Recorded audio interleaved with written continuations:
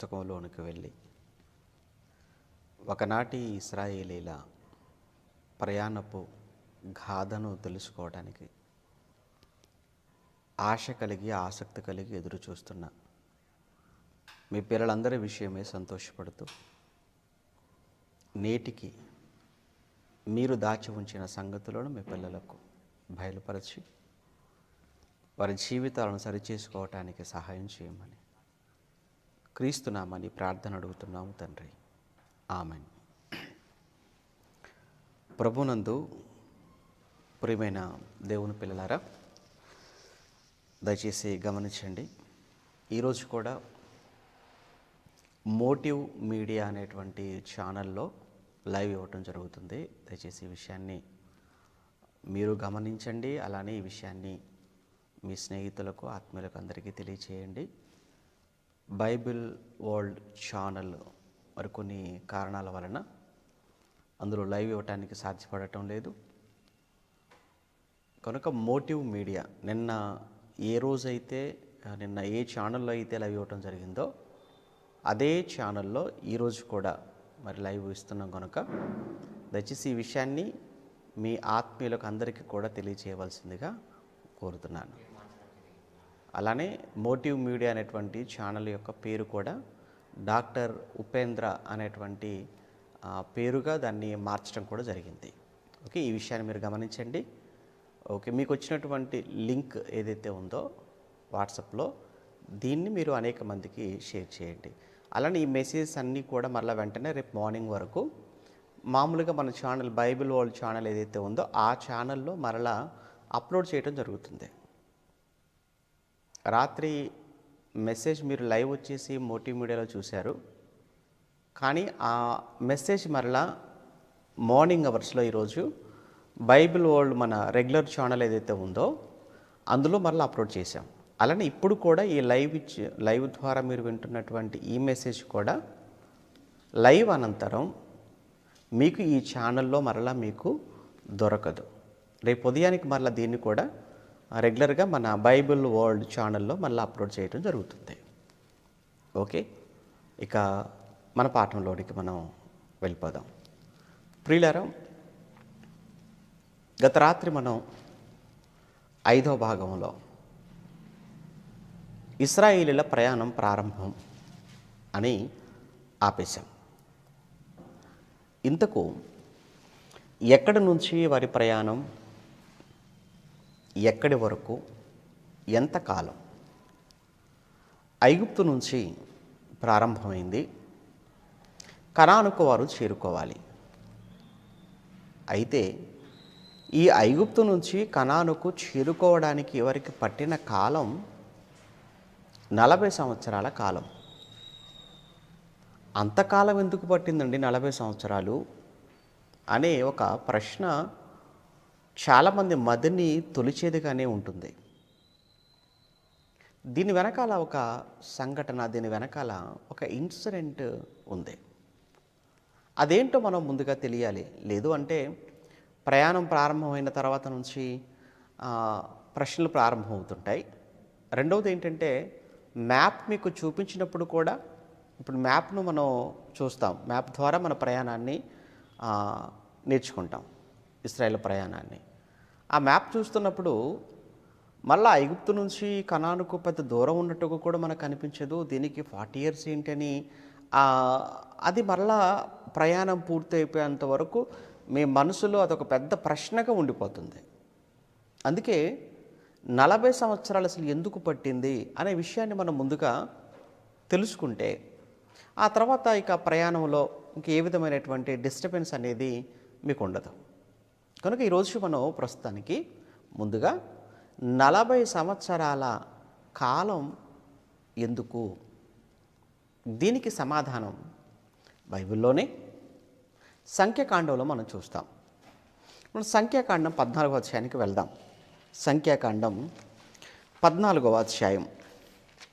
Almost ప్రయాణం ముగింపు దశకు చేరుకున్నారు. యాక్చువల్గా ఇశ్రాయేలీల ప్రయాణం ముగింపుకు వచ్చేసింది, అనగా చాలా దగ్గరగా వచ్చారు. కనానుకు చాలా దగ్గరగా వచ్చారండి. ఇక జస్ట్ ఏంటంటే కేవలం కొన్ని రోజులు ప్రయాణం అంతే, నెలలు కూడా కాదు, కేవలం కొన్ని రోజులు ప్రయాణం. కొన్ని రోజులు ప్రయాణం చేయగలిగితే ఈ ఇశ్రాయేలీల ఈ సమూహం అంతా కూడా కనానుకు చేరుకుంటారు. అంటే గమ్యానికి చేరువుగా ఉన్న ఇశ్రాయేలీలు ఎందుకు 40 ఏళ్ళు పట్టింది? అంత దగ్గరగా వచ్చారే, చాలా దగ్గరగా వచ్చారు. కేవలం కొన్ని రోజులు ప్రయాణం చేస్తే అనుకున్న చోటుకి చేరిపోయే వాళ్ళు. ఏమైంది? అదే ఇప్పుడు మనం ఇక్కడ 14వ అధ్యాయంలో మనం చూస్తాం. ప్రయాణంలో ఉన్నారు, ఒకానొక ప్రాంతానికి వచ్చారు, అంతా అక్కడ ఉన్నారు. మోషేతో దేవుడు చెప్పాడు, మోషే దిగు, ఒక్కో గోత్రానికి ఒక్కొక్కరు చొప్పున సెలెక్ట్ చేయి, వారిని ముందుగా ఆ కనాను దేశానికి వెళ్ళి ఆ కనాను దేశం యొక్క స్థితి లేదా కనాను దేశం యొక్క పరిస్థితులను వారిని చూచి రమ్మని చెప్పు. వారిని ముందుగా పంపించి మొత్తాన్ని కూడా కలిగి తిరిగి అక్కడ నేల ఎలా ఉంది, మనుషులు ఎలా ఉన్నారు, అక్కడ పంటల పరిస్థితి ఏంటి, ఇవన్నీ కూడా వారిని అధ్యయనం చేసి లేదా వారిని చూచి మరలా తిరిగి ఇక్కడికి రమ్మను. వచ్చాక వారు ఇచ్చే రిపోర్టుతో ఇంకా చాలా ఆనందంగా, చాలా సంతోషంగా ఈ ఇశ్రాయేలులంతా కూడా అక్కడికి వెళ్ళాలి అనేటువంటి ఆలోచనతో ఒక్కో గోత్రానికి ఒక్కొక్కరు చొప్పున 12 మంది, ఈ 12 మందిని మోషే పంపించాడు. వీళ్ళంతా అరణ్యంలో ఉండిపోయారు. వీళ్ళు ఎంత కాలం పట్టింది? 40 రోజులు, అంటే 40 దినాల పాటు వాళ్ళ అంతా కూడా తిరిగేశారట. ఎక్కడ? కనానులో అంతా చూశారు. చూసినప్పుడు అక్కడ దానిమ్మ పండ్లు కావచ్చు, ద్రాక్ష గెలల పరిస్థితి కానివ్వండి, అక్కడ నేల సారం కానీ అంత బాగుంది. కానీ అప్పటికి అక్కడ సుమారు 7 జాతుల ప్రజలు అక్కడ నివాసం ఉంటున్నారు. 7 జాతుల వారు అక్కడ నివాసం ఉంటున్నారు. అందులో వాళ్ళందరినీ చూశారు ప్రజలను. చూసిన తర్వాత వెళ్ళినటువంటి వారిలో ఒక రకమైనటువంటి భయం, ఒక రకమైన అనుమానం అనేది వారిలో ప్రారంభమైంది. తిరిగి వచ్చేశారు. వచ్చినటువంటి ఈ 12 మంది కొరకు లక్షల మంది ఎదురు చూస్తున్నారు. ఓకేనా? వచ్చేటువంటి ఈ 12 మంది కొరకు ఇక్కడ లక్షల మంది ఎదురు చూస్తున్నారు. వాళ్ళు తెచ్చే సమాచారం, వాళ్ళు ఇచ్చే రిపోర్ట్ లక్షల మంది భవిష్యత్తును నిర్దేశిస్తుంది, నిర్ణయిస్తుంది అని కూడా మనం చెప్పచ్చు. అటువంటప్పుడు ఈ 12 మంది ఎటువంటి రిపోర్ట్ ఇవ్వాలి? ఎంత చక్కటి సమాచారం ఇవ్వాలి? కానీ జరిగినటువంటి విషయం ఏంటో ఇప్పుడు మీకు తెలియాలి. ఎందుకంటే ఎందుకు 40 ఏళ్ల కాలం పట్టింది అనేటువంటిది మన ప్రశ్న. దానికే ఇప్పుడు మనం వెతుకుతున్నాం సమాధానం. అందుకే మనం సంఖ్యాకాండానికి వచ్చాం.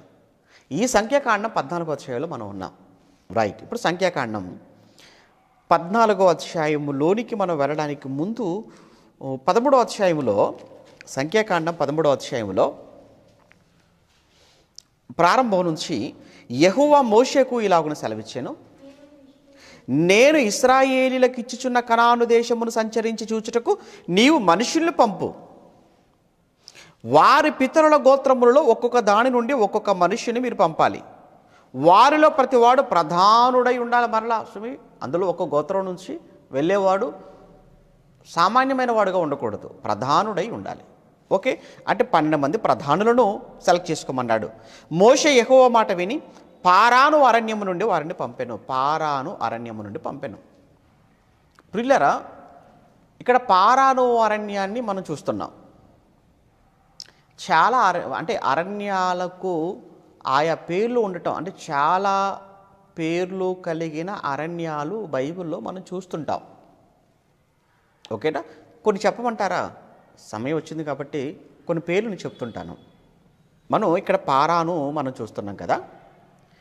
ఇక్కడే మనం ఈ ప్రయాణంలో చాలా అరణ్యాలు మనం చూస్తుంటాం. ఈ ఈ ప్రయాణములోనే చాలా అరణ్యాలు మనకు కనబడుతుంటాయి. అందులో పెద్దది లేదా ప్రాముఖ్యమైనటువంటిదిగా మనకు సీనాయి అనేది ఎక్కువగా మనం విన్నది ఎక్కువగా. ఓకేనా? సీనాయి, పారాను, సీను అని, జీపు అని, ఇంకా కాదేశు అని, బైర్షేబా అని, ఏన్గెది అని, ఎదోము అని. ఓకేనా? క్రొత్త నిబంధనకు వచ్చామనుకోండి, అక్కడ యోదయ అరణ్యమందు అని అక్కడ ఒక యోదయ అరణ్యం అనేటువంటి పేరు అక్కడ ఒకటి మనం చూస్తుంటాం. గిబియోను అని.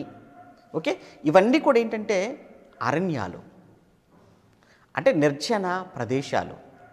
అలా నిర్జన ప్రదేశాలు అని అంటే అక్కడ ఎవరు ఉండరు అని కాదు, కానీ అక్కడ ఉంటారు, చాలా కొద్దిమంది ఉంటారు.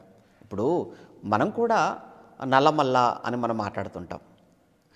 ఏమండి, ఈ ఏజెన్సీ ప్రాంతాలకు ఇటువైపు వెళ్ళినప్పుడు అడవులు అవన్నీ కూడా, కానీ వాటిని మనం జనరల్గా మనం మాట్లాడుతున్నప్పుడు అడవి అని చెప్తాం, అరణ్యం అని చెప్తాం. కానీ అది ఎంత అరణ్యమైనప్పటికీ, ఎంత అడవైనప్పటికీ కూడా అందులో కూడా గుడిసెలు కనబడుతుంటే అక్కడ కూడా మనుషులు ఉంటారు.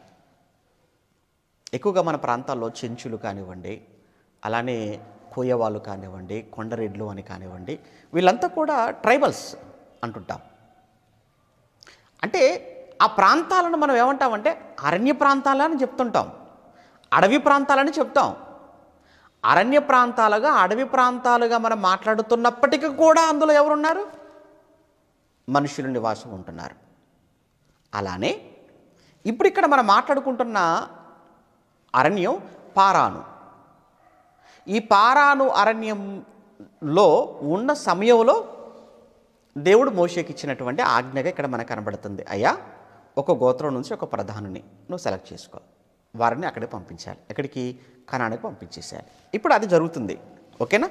రైట్. ఇప్పుడు చూద్దాం వారు ఎవరెవరు అనే విషయాన్ని ఇక్కడ 4, 5, 6, 7, 8 ఇలా మనం 12 వరకు ఇక్కడ మనం చూస్తుంటాం. అంటే ఎవరెవరిని సెలెక్ట్ చేశారు అనేది. ఓకేనా? 12 మందిని సెలెక్ట్ చేసేసారు. అలా సెలెక్ట్ చేసిన తర్వాత వారు చేయవలసిన పని ఏంటంటే 17లో మోషే కనాను దేశమును వీరు సంచరించాలి,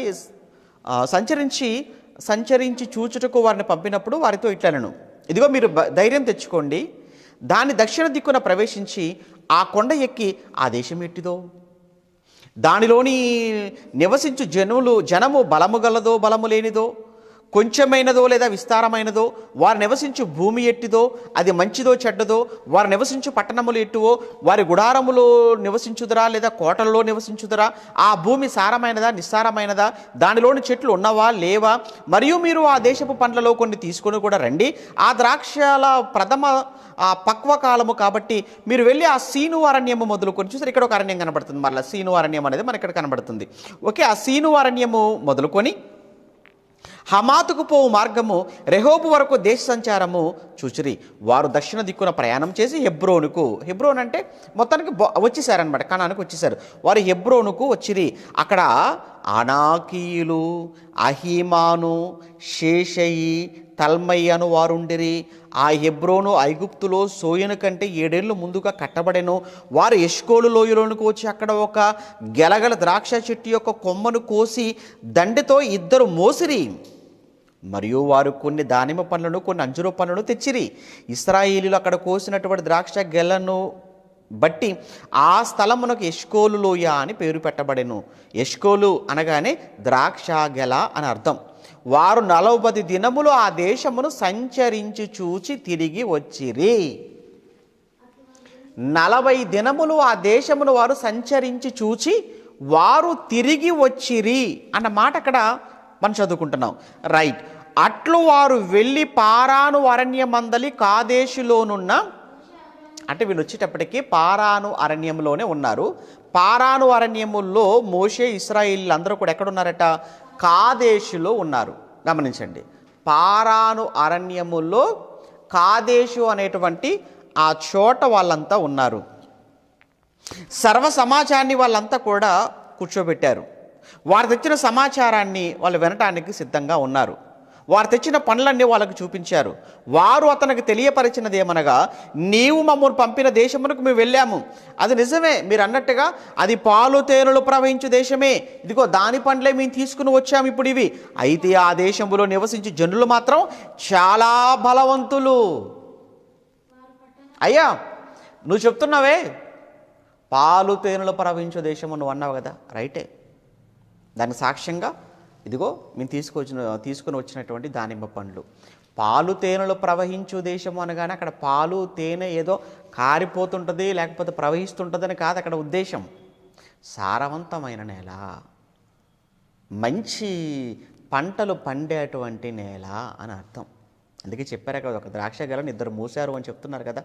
అంటే అంత చక్కటి సారం కలిగినటువంటి భూభాగం అది. నిజమే మీరు అన్నది. కానీ అక్కడ మనుషులు ఉన్నారే, అమ్మో, వాళ్ళు ఎలా ఉన్నారు అంటే వాళ్ళు ఏమంటే అనాకీయులు, లేదా అక్కడికి మనం తర్వాత మనం చదువుకుంటే నెఫీలులు అంటాడు తర్వాత మనం చదువుకున్నప్పుడు. అంటే అంత బలవంతులుగా ఉన్నారా వాళ్ళు? అలా ఉన్నారు అని అక్కడున్న వాళ్ళని గురించి వచ్చినటువంటి వీళ్ళు అక్కడ ఉన్నటువంటి లక్షలాది మంది ముందు నిలబడి చెబుతున్నారు. ఇవన్నీ చెబుతుంటే ఒకవైపు వెళ్ళాలని, మరోవైపు అమ్మో వాళ్ళు అక్కడ ఉన్న వాళ్ళు చాలా బలవంతులట, అసలే నెఫీలుల మాదిరిగా ఉన్నారట ఒక్కొక్కరు. వాళ్ళు చెప్తుంటారు, మనమా వాళ్ళ దగ్గర ఎలా ఉంటామంటే మిడతల్లా కనబడతాం మనం వాళ్ళకు. కనుక మనం ఏ మాత్రం కూడా వాళ్ళ ముందు సరిపోము. వాళ్ళు ఎలా ఉన్నారో ఏంటో చెప్పి అంతటితో సైలెంట్ అయినా బాగుండేది. విషయం ఏంటంటే నెఫీలులా ఉన్నారండి అని ఆగితే అయిపోయేది అంతటితో. లేదు వీళ్ళు ఇచ్చిన సమాచారం చూస్తారా ఎలా ఉంది, ఎంత దరిద్రంగా ఉంది, ఎంత చండాలంగా ఉందో. మీరు తర్వాత మీరు చదువుతుంటే మీకు అర్థమవుతుంటుంది. తర్వాత చదవండి. అయితే అతనితో కూడా పోయిన వారు ఆ జనులు మనకంటే కూడా బలవంతులు. ఏ వచనం చదువుతున్నారు? 31వ వచనం అండి. అయితే అతనితో కూడా పోయిన ఆ మనుషులు అంటే ఇంతకీ ఎవరితో? అతనితో కూడా అని మనం చదువుకుంటున్నాం. అతనితో కూడా అంటే ఎవరితో? కాలేబుతో, యెహోషువతో అని అర్థం. ఎందుకంటే వాళ్ళేమో ఇశ్రాయేలీయులను భయపెట్టే విధంగా రిపోర్ట్ ఇస్తున్నారు. అప్పుడు వెంటనే కాలేబు కలగ చేసుకున్నాడు, యెహోషువ కలగ చేసుకున్నాడు. ఇప్పుడు వెంటనే కాలేబు కలగ చేసుకొని కాలేబు మాట్లాడుతున్నాడు అనమాట మోషేతో. ఏమని? 30 నుంచి కాలేబు మోషే ఎదుట జనులను నిమ్మలపరిచి, మనము నిశ్చయముగా వెళ్ళుదము, మీరేం వరి అవ్వకండి, మనం ఖచ్చితంగా వెళతాము, మనం ఖచ్చితంగా కనానులో ఆ పాలు తేనెలు ప్రవహించు దేశంలో మనం ఖచ్చితంగా అడుగు పెడతాము, దానిని మనం స్వాధీనపరచుకుంటాము, దానిని జయించుటకు మన శక్తి చాలు. ఎందుకు? అసలు మనం ఎవరము? దేవుని ప్రజలము కదా, దేవుని సొత్తు కదా. మనం ఇశ్రాయేలీయులం అంటే దేవుని సొత్తు, దేవుని ప్రజలం. మనము మన తరపున పోరాడేవాడు, మన తరపున యుద్ధం చేసేవాడు, మనల్ని గెలిపించేవాడు దేవుడు. ఐగుప్తు 600 రథాలు, ఐగుప్తు రాజుకున్న రథాలు, ఫరోకున్న రథాలు 600 ఇనప రథాలు. ఆ ఐగుప్తు ఫరోకున్న 600 ఇనప రథాలు మనం చూస్తుంటే ఎర్ర సముద్రంలో కలిసిపోలేదు. అక్కడ ఐగుప్తు ఫరోకు కానీ, సేవకులకు కానీ, ఐగుప్తు ప్రజలకు కానీ మనమంతా చూస్తుండగా దేవుడు వారిపై తీర్పు చెప్పలేదు, దేవుడు వారిని శిక్షించలేదు. అసలు మనం ఎవరము, దేవుడికి మనకు ఉన్న రిలేషన్ ఏంటి మనం మర్చిపోతున్నామా? అప్పుడప్పుడు మనమేంటో అనేది మనం మర్చిపోతుంటాం, మన శక్తి ఏంటో మనం మర్చిపోతుంటాం కొన్ని సందర్భాలలో. అప్పుడు చెప్పాలి, నువ్వెవరో చెప్పాలి. అందుకే ఓ మనిషి నువ్వెవరు అని మంచి టైటిల్ ఉందండి, మీకు తెలుసు. ఓ మనిషి నువ్వెవరు అంటే నువ్వేమనుకుంటున్నావు? నువ్వు చేసే పనిని బట్టి, లేదా నీ కులమును బట్టి, ఈ సమాజంలో నీకున్నటువంటి స్థితిని బట్టి నువ్వు ఇంతే నువ్వు అనుకుంటున్నావా? కాదు.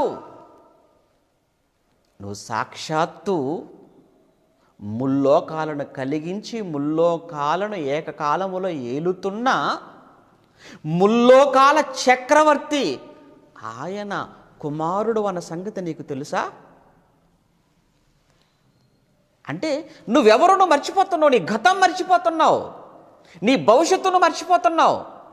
జనన మరణాల మధ్య ఉన్న ఈ కాలములో నీ ఆకారం, ఈ కాలములో నువ్వు ఉన్నటువంటి స్థితిని చూసి నేను ఇంతే నువ్వు అనుకుంటున్నావు కదా. కాదు, నువ్వు మహాచక్రవర్తి యొక్క కుమారుడువు. నువ్వు ఆయన ఆత్మను పంచుకొని ఈ భూమి మీదకి వచ్చిన వాడవు. నువ్వు ఎందుకు చెప్పాలి? ఇవి మర్చిపోయారు కదండి. మనిషి నువ్వెవరు అనగానే చేసేటువంటి వృత్తిని చూసి నేను పలానా పలానా పలానా అని చెప్పుకుంటూ, పలానా కులం అని చెప్పుకుంటున్నారు, పలానా ప్రాంతం అని చెప్పుకుంటున్నారే తప్ప నేను సాక్షాత్తు దేవుని కుమారుడను అని చెప్పుకునే అంత గొప్ప ఆలోచన ఈరోజు ఎంతమంది మనుషులలో ఉంది మీరు చెప్పండి. మీరు ఎవరంటే ఏం చెప్తున్నారు? ఏం చెప్తున్నారు? ఒక టీచర్, ఒక డాక్టర్, ఒక యాక్టర్, ఇదే కదా చెప్పుకుంటున్నారు మీరు. నేను ఒక స్టూడెంట్ అని చెప్పుకుంటున్నావు, లేదా నేను ఒక రైతు అని చెప్పుకుంటున్నావు, నేను ఒక రాజకీయ నాయకుని నువ్వు చెప్పుకుంటున్నావు. కానీ ఇవన్నీ చాలా చిన్న చిన్నవయ్యా. నీవు దేవుని కుమారుడు అన్న సంగతి నీకు తెలుసా? ఇంకా ఈ రోజుకి వచ్చేటప్పటికీ మన అందరి కోసం అన్న మాట ఏంటో తెలుసు కదా. క్రొత్త నిబంధనలో మీరు రాజులైన యాజక సమూహం. ఏమనుకుంటున్నావు? దేవుని సొత్తు, దేవుని ప్రజ, ఏర్పరచబడిన వంశం. నీవు రాజు అంటున్నాడు, రాజవంశం. ఏ రాజుల వంశం అనుకుంటున్నారు? ఆర్యుల, మౌర్యుల, గుప్తుల, మొఘలుల, లేదా శ్రీకృష్ణదేవరాయల? కాదు, దేవుని వంశం నీది. దైవాంశ సంభూతుడవు నువ్వు అని మనిషికి చెప్పాలి. కారణం మనిషి మర్చిపోయాడు గనుక, మనిషికి తెలియటం లేదు గనుక. అంతే కదండి, అంతే కదా, మర్చిపోతుంటారు. అలా మర్చిపోయి మనిషి డిప్రెషన్లోనికి వెళ్ళిపోతుంటాడు కొన్ని సందర్భాలలో. రాత్రే ఒక తమ్ముడు నాకు ఫోన్ చేశాడు, వెస్ట్ గోదావరి నుంచి అనుకుంటాను. అనయ్య, నాకేం అర్థం అవ్వటం లేదు, బైబిలా లేకపోతే మా బంధువులంతా కూడా వేరేవి గ్రంథాల గురించి చెప్తున్నారు, వేరే గ్రంథాల గురించి చెప్తున్నప్పుడు నాకెందుకో బైబిల్ మీద నమ్మకం పోతుందన్న అన్నాడు. ఏంటి బైబిల్ మీద నమ్మకం పోతుందా? ఏంటి అంత బలహీనుడు ఆ తమ్ముడు? నువ్వు ఎందుకు నమ్మలేకపోతున్నావు చెప్పు. ఎందుకు నమ్మలేకపోతున్నావు? ఒక కారణం చెప్పు నాకు. అంటే ఎందుకు అవన్నీ నిజాలేనా అన్నట్టుగా నాకు అనిపిస్తుంది అన్న అన్నాడు. ఏవి నిజాలా అని అనమని నీకు బైబిల్ ఏ సందర్భాలను చూస్తే నీకు కలుగుతుందో నాకు చెప్పు. అంటే చరిత్రలో ఇవన్నీ జరిగాయన్న. బైబిలులో జరిగినటువంటి ప్రతి సంఘటనకు చరిత్రపరమైన, భౌగోళికపరమైన ఆధారాలు కోకొల్లలు. మళ్ళీ ఆఖరికి నిజంగానన్నా చనిపోయిన తర్వాత జీవితం ఉందంటావా? చనిపోయిన తర్వాత ఏం జరుగుతుందో ఏంటో అనేది ఒక అనుమానంగా, సందేహంగా ఉందన్న. అలా చనిపోయిన తర్వాత ఏం జరుగుతుందో ఏంటో అనేటువంటి ఆ కుతూహలం, లేదా తెలుసుకోవాలనేటువంటి ఆ తపన మంచిది, కాదంటం లేదు.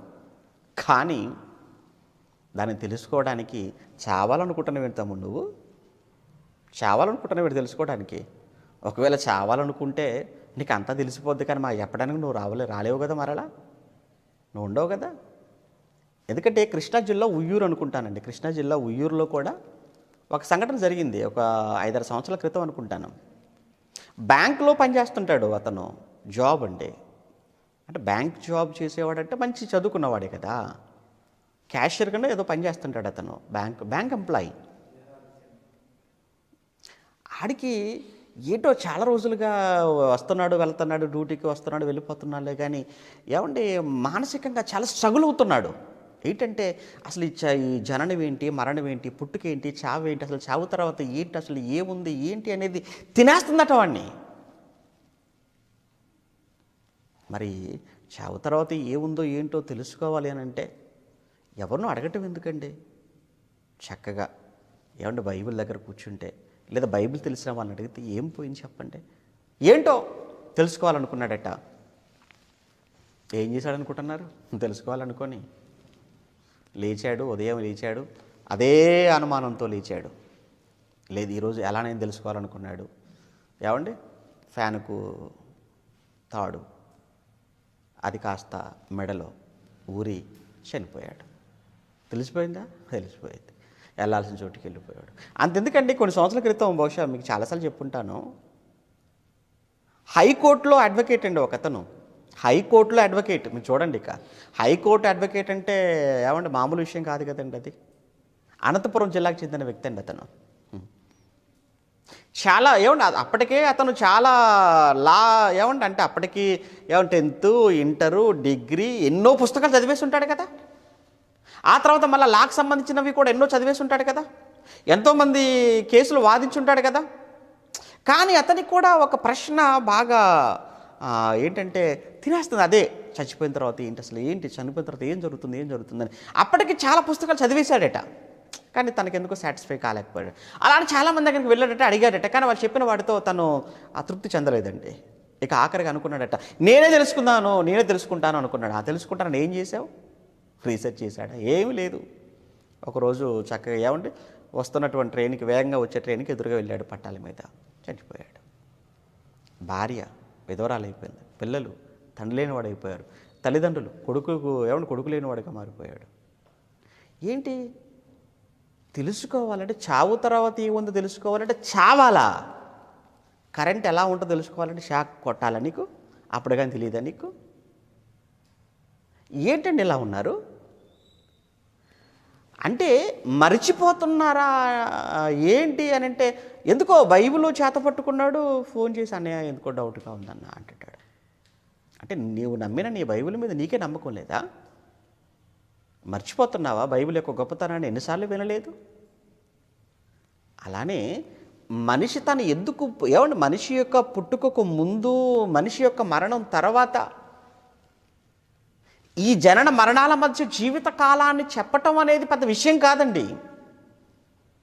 నిజంగా బైబిల్ ఎంత గొప్పదో అంటే, బైబిల్ ఎంత గొప్పది అని మనం మాట్లాడితేనండి, బైబిల్లో నీ పుట్టుకకు ముందు నువ్వు ఏమై ఉన్నావు అన్న సంగతి బైబిల్ చెప్పింది. నీ పుట్టుక ఎందుకు అన్న సంగతి బైబిల్ చెప్పింది. నీ మరణం ఎందుకు, మరణం తర్వాత నీకున్న మహా జీవితం గురించి కూడా బైబిల్లో రాయంటే, బైబిలులో వ్రాయబడని మానవాళికి ఉపయోగకరమైన, మానవాళికి అవసరమైన ఏ విషయం వ్రాయబడకుండా ఉందంటారు చెప్పండి? ఇక అన్నీ ప్రియులారా మర్చిపోతున్నారు. అందుకే మరలా జ్ఞాపకం చేయవలసిన పరిస్థితి. ఇక్కడ కూడా వీళ్ళు కూడా మర్చిపోయారండి. ఇశ్రాయేలీలు మర్చిపోయారా? మర్చిపోయారు. ఏం మర్చిపోయారు? ఐగుప్తులో దేవుడు వీరిని కాపాడుకున్న విధం, దేవుడు కాపాడుకున్న విధానం, దేవుడు వారిని విడిపించినటువంటి ఆ విధానం, వాడిని విడిపించటానికి ఐగుప్తీయులను బాధించినటువంటి తెగుళ్ళు కళ్ళతో చూశారే. ఇశ్రాయేలీలు ఏమైనా చేశారా? మీరు చెప్పండి. ఇశ్రాయేలీలు ఏమైనా చేశారా? వాళ్ళు ఏమీ చేయలేదండి. వాళ్ళు ఏమైనా పోరాడారు చెప్పండి? పోరాట ఉద్యమాలు ఏమైనా చేశారా? మన దేశ స్వాతంత్రం కోసం మన వాళ్ళు చేసినట్లుగా ఇశ్రాయేలీలు ఐగుప్తు దేశంలో ఏమైనా పోరాటాలు చేశారంటారా? మీరు చెప్పండి. ఏమీ చేయలేదు. వాళ్ళు అలా చూస్తున్నారు. వాళ్ళకి అలా ఇండిపెండెన్స్ వచ్చేసిందండి. ఇశ్రాయేలు చూస్తుండగానే దేవుడు వారికి స్వాతంత్రాన్ని ఇచ్చేస్తాడు. కారణం, ఇశ్రాయేలీల తరపున పోరాడినవాడు దేవుడు, వారికి స్వాతంత్రాన్ని అనుగ్రహించిన వాడు దేవుడు, వారిని ఆ బానిసత్వము నుంచి విడిపించినవాడు దేవుడు, ఆ సంఖ్యలను తెంచినవాడు దేవుడు. అదే చెప్తున్నాడండి కాలేబు. ఏంటి, ఏమనుకుంటున్నారు మీరు అసలు? ఎందుకయ్యా మీరు ఇలాంటి మాటలు చెప్పి వారిని ఇంకా మీరు భయపెడుతున్నారు, వారిని ఇంకా మీరు బలహీనపరుస్తున్నారు? అలా అని దేవుడు అప్పటికి వారి మధ్య ఇంకా అద్భుతాలు ఏమి చేయలేదా? ఎన్ని చేయలేదు చెప్పండి వారి కోసం దేవుడు? అసలు అన్నిటికంటే అద్భుతం ఫరో, వాడు తిరుగులేదు, వాడికి ఆడే దేవుడు. దేవుడు అనుకుంటున్నటువంటి ఫరోను, ఆడికున్నటువంటి రథాలు, వాడికున్న సైన్యాన్ని వీళ్ళంతా చూస్తుండగా ఎర్ర సముద్రంలో కలపడమా, వాడు రాకమునుపే ఎర్ర సముద్రాన్ని రెండుగా చేసి 6 నెలల మధ్య వీడు నడిపించటమా? ఏంటి అద్భుతం, ఏంటి వండర్? సముద్రం మీద బ్రిడ్జి కట్టడం కాదండి వండర్ అంటే, సముద్రాన్ని రెండుగా చీల్చటం అండి వండర్ అంటే. ఏది వండర్ చెప్పండి? సముద్రంలో డ్రిల్ వేయటం కాదు, సముద్రంలో బ్రిడ్జి కట్టడం కాదు, లేదా సముద్రం లోపల నుంచి సబ్మెరైన్స్ నడపటం కాదు. ఏది? ఆరిన నేలను కలగచేయగలవా? నీటిని గోడలుగా నిలబెట్టగలవా? అది చేసినవాడు దేవుడు. అది కూడా ఇశ్రాయేలీలు చూస్తుండగా వారి కళ్ళ ముందు దేవుడు చేశాడు. ఏంటి ఇన్ని చేశాడా? ఇవన్నీ మనం మాట్లాడుకున్నవే. కానీ ఇక్కడికి వచ్చేటప్పటికి మరికొద్ది రోజుల్లో, జస్ట్ అండి వితిన్ ఫ్యూ డేస్, వారు చేరవలసినటువంటి ఆ డెస్టినేషన్ వచ్చేస్తుంది. వారి గమ్యస్థానం వచ్చేసింది, అదే కనాను. కానీ చూసారా, చివరికి రాగానే ఏం జరుగుతుందో చూడండి. ఎందుకంటే మనం కూడా ప్రయాణంలో ఉన్నాం, చెప్పాం కదా. మనం కూడా ప్రయాణంలో ఉన్నామండి. మన ప్రయాణం కనానుకు కాదు, మన ప్రయాణం పాలస్తీనా కాదు. మన ప్రయాణం ఎక్కడికన్నా నేర్చుకున్నాం మనం? పరలోకానికి మన ప్రయాణం. వాళ్ళు ఎలా దగ్గరగా వచ్చి పోగొట్టుకున్నారో మన వాళ్ళు కూడా చాలామంది అలా దగ్గరగా వస్తారు, పోగొట్టుకుంటారు. దగ్గరగా వస్తారు పోతుంటారు. ఏమండి, అది పోగొట్టుకున్నా పర్వాలేదండి పాలస్తీనా, కానీ పరలోకాన్ని పోగొట్టుకుంటే ఎంత భయంకరం చెప్పండి. ఎంత భయంకరంగా ఉంటుంది పరలోకాన్ని పోగొట్టుకుంటే. అందుకే ఇంత దూరం వచ్చామా? చాలా దూరం. మరి చాలా దూరం ప్రయాణం చేసాం కదండి మనం. ఎంత దూరం ప్రయాణం చేసామంటారు? మళ్ళీ ఒకసారి చెప్పమంటారు ఏంటి? ఏమండి, ఎంత దూరం ప్రయాణం చేసామంటారు? ఎన్ని కోట్ల మంది అండి? చాలా కోట్ల మంది కదండి. దేవుళ్ళు దేవతలకు పిలువబడిన వారు మన దేశంలో చాలామంది ఉన్నారు కదా, ప్రపంచవ్యాప్తంగా 33 కోట్ల అనుకుందాం. అనుకుంటే వాళ్ళందరినీ పక్కన పెట్టేసావా? వాళ్ళందరినీ కాదనుకున్నావా? వాళ్ళందరినీ పక్కన పెట్టావు కదా, వాళ్ళందరినీ కాదనుకున్నావు కదా. వాళ్ళందరినీ కాదనుకొని ఇక్కడ దాకా వచ్చావా? క్రీస్తు దాకా అంటే ఏంటి? ఇంతమందిని కాదనుకొని ఇక్కడ దాకా వచ్చావట. ఎంత దూరం! ఇక్కడ దాకా వచ్చి ఇక్కడ దాకా రాగానే మళ్ళీ ఎన్నో మాయలు. ఆ మాయను కూడా నువ్వు ఛేదించావు కదా. ఆ మాయలో నుంచి కూడా బయటకు వచ్చేసి ఇది సత్యం, ఇది ISI స్టాండర్డ్ కలిగినటువంటి బోధ అని అనుకున్నావు కదా. Very good. ఇదే అపోస్తలుల బోధ అనుకున్నావు కదా. అంటే ఇక్కడ దాకా వచ్చావు, మరలా ఇక్కడ అంటే చాలా దగ్గరగా వచ్చేసావు. ఇక్కడికి వచ్చిన తర్వాత తెలిసింది, అమ్మో అసలు నా జీవితం ఏంటి, నా పుట్టుక పరమార్థం ఏమిటి, మరణం ఏంటి, జీవితం ఏంటి, నేను ఏం చేయాలి, ఏం చేయకూడదు అని ఎన్నో విషయాలను, అంటే మనం కూడా మన ప్రయాణంలో, పరలోకపు ప్రయాణంలో చాలా చాలా చాలా అధిగమించేసాం. ఎంతో ఖర్చు పెట్టుకున్నాము, ఎంతో కష్టపడ్డాము, ఎన్నో బాధలు పడ్డాము, అవమానాలు భరించాం, నిందలు భరించాం. అవునా కాదు చెప్పండి? బాప్తిస్మం తీసుకున్న రోజు నుంచి ఈ రోజు వరకు మీరు చేసిన ప్రయాణం ఒకసారి వెనక్కి తిరిగి చూసుకోండి. మీరు కూడా ఎంత ధనాన్ని మీరు ఖర్చు పెట్టుకొని ఉండొచ్చు చెప్పండి. ఎన్ని వందల వేల కిలోమీటర్ల ప్రయాణం మీరు చేసి ఉండొచ్చు చెప్పండి. వాక్యం కోసం, సభల కోసం ప్రయాణాలు చేశారా లేదా? పుస్తకాలు కొనుక్కోవడానికి, సీడీలు కొనుక్కోవడానికి, క్యాసెట్ల కొరకు ధనం ఖర్చు పెట్టారా? ఎగ్జామ్స్ కోసం ఖర్చు పెట్టేశారు. సభల కోసం ఇచ్చారా? సభల కోసం ఇచ్చారు. నిర్మాణాల కోసం ఇచ్చారా? నిర్మాణాల కోసం ఇచ్చారు. ఎంతో చేశారు కదా, ఎన్నో కార్యక్రమాల కోసం. ఆఖరికి నిందలు కూడా పడ్డారు. అవమానాలు కూడా గురయ్యారు, అవమానాలకు కూడా భరించారు. అంటే చాలా భరించేసామన్నమాట మనం కూడా. మరి ఎంత భరించి ఇంత దూరం వచ్చేసి చాలా ఇక మరికొద్ది రోజులు, వారు కూడా మరికొన్ని రోజుల్లో పాలస్తీనాలో అడుగు పెడతారనగా మనము కూడా మరికొద్ది రోజుల్లో, అంతే కదండి, మనం కూడా ముగింపు దశకు చేరుకున్నాం. ఎప్పుడో తెలియదు. మనకు ప్రతిరోజు కూడా ముగింపు రోజే. ప్రతిరోజు పండుగే కాదు, ప్రతిరోజు మనకు దేని దగ్గర అవుతుంటాం మనం? చావుకు. అందుకే భక్తుడు అంటాడు, మనము రేపటి వారం కాదట, మనం ఏ రోజు వారం అట? నిన్నటి వారమే అంటాడు. నిన్న అనేది ఉంది కానీ మనకు రేపు అనేది చెప్పలేం. అందుకే మనం నిన్నటి వారమే అన్నాడు ఆయన. అంటే మనము కూడా చాలా దూరం ప్రయాణం చేశాం, చాలా దగ్గరగా వచ్చేసాం. మనం ఇంత దగ్గరగా వచ్చి ఇప్పుడు నువ్వు పరలోకాన్ని మిస్ అవుతే, పరలోకాన్ని పోగొట్టుకుంటే ఇక నీకన్నా ఇంకెవరుంటారు చెప్పండి ఇక. అందుకే అంటాడు పౌలు గారు కొరింథీ పత్రికలో, మనుషులందరికంటే కూడా మనము దౌర్భాగ్యులం. మనుషులందరికంటే కూడా. ఎందుకు? ఎందుకు డ్రాప్ అయిపోతున్నావంటే ఏదో చూసావు, శరీర సంబంధమైనది ఏదో ఆశించావు, లోక సంబంధమైనది ఏదో నిన్ను ఆకర్షించేసింది.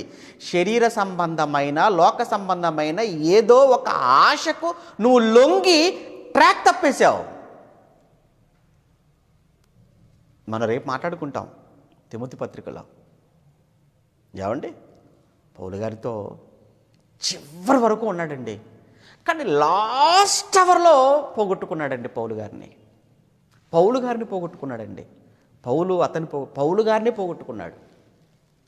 ఎందుకయ్యా పౌలు గారిని వదిలేశావు, ఎందుకయ్యా పౌలు గారిని పోగొట్టుకున్నావు అని అంటే పౌలు గారు చెప్తూ రాస్తాడు తిమోతి పత్రికలో, అతను ఈ లోకమును స్నేహించి అంటాడు. ఈ లోకమును స్నేహించాడు. ఈ లోకములో ఏదో కావాలనుకున్నాడు. ఈ లోకంలో ఏదో పొందుకోవాలనుకున్నాడు. ఈ లోకంలో ఉన్న దేని కొరకు నన్ను వదిలేసి వెళ్ళిపోయాడు. ఒంటరిగా నన్ను వదిలేసి వెళ్ళిపోయాడు. చాలా అండి, మీరు ఆ పత్రికలు చదువుతున్నప్పుడు అండి, ఎస్పెషల్లీ పత్రికలన్నిటిలోనండి, రేపు చెప్తానండి, పత్రికలన్నిటిలో చాలా విషాదకరమైన, చాలా బాధాకరమైన, మనసును పిండేసే, మనసును కలిచివేసే పత్రిక అంటూ ఉందంటే అది నా పర్సనల్గా చెప్తున్నాను, రెండో పత్రిక అండి పౌలు గారిది. కారణం అది చివరి పత్రిక, పౌలు గారిది చివరి పత్రిక. చివరి పత్రిక అంటే ఏమంటారు అని అంటే దాన్ని చివరి మాటలు, తుది పలుకులు, వీడుకోలు, మరణ వాంగ్మూలం కదా. మరణ సమయంలో చెప్పే మాటలు ఎలా ఉంటాయండి? ఎవరైనా చనిపోయే ముందు చెప్పే మాటలు చాలా బాధగా ఉంటాయి కదా. బ్రతుకున్నప్పుడు ఎన్ని చెప్పినా చేయరు, కానీ చచ్చిపోయేటప్పుడు ఆ చివరి కోరికరా ఇది చేయాలరా అంటారు. చాలామంది చూడండి, బ్రతుకున్నప్పుడు ఎన్నో చెప్తారు, ఆయన్నే పట్టించుకోరు, కానీ చచ్చేటప్పుడు చెప్పినటువంటిది ఏదైనా ఉందంటే, ఇదిగో ఆయన అక్కడే సమాధి చేయమన్నాడురా కానీ చేయాలి, మరి ఆయన చక్కగా దేవులో బతకమన్నాడురా, దేవునికి అవన్నీ ఉండవు, అక్కడ సమాధి చేయమన్నాడు అంటే అక్కడ సమాధి చేయమనడం అనేది ఒక్కటే ఆయన కోరిక లేదే, ఇంకా ఎన్నో ఉన్నాయి ఆయన కోరికలు, అవన్నీ వద్దు, చివరిలో చెప్తారు చూసారా, అదొక్కటే కావాలి మనకు. ఈరోజు మనుషులంటే, కానీ నిజంగా ఆ పత్రిక అంతా చదువుతుంటేనండి నిజంగా కంట్లో నీళ్లు తిరుగుతుంటాయండి. చాలా అంటే చాలా బాధ. ఎందుకంటేనండి బైబిల్లో చెప్తుంటాను కదా, బైబిల్లో భావాలు లేవు. నీకు అర్థమవుతుందా?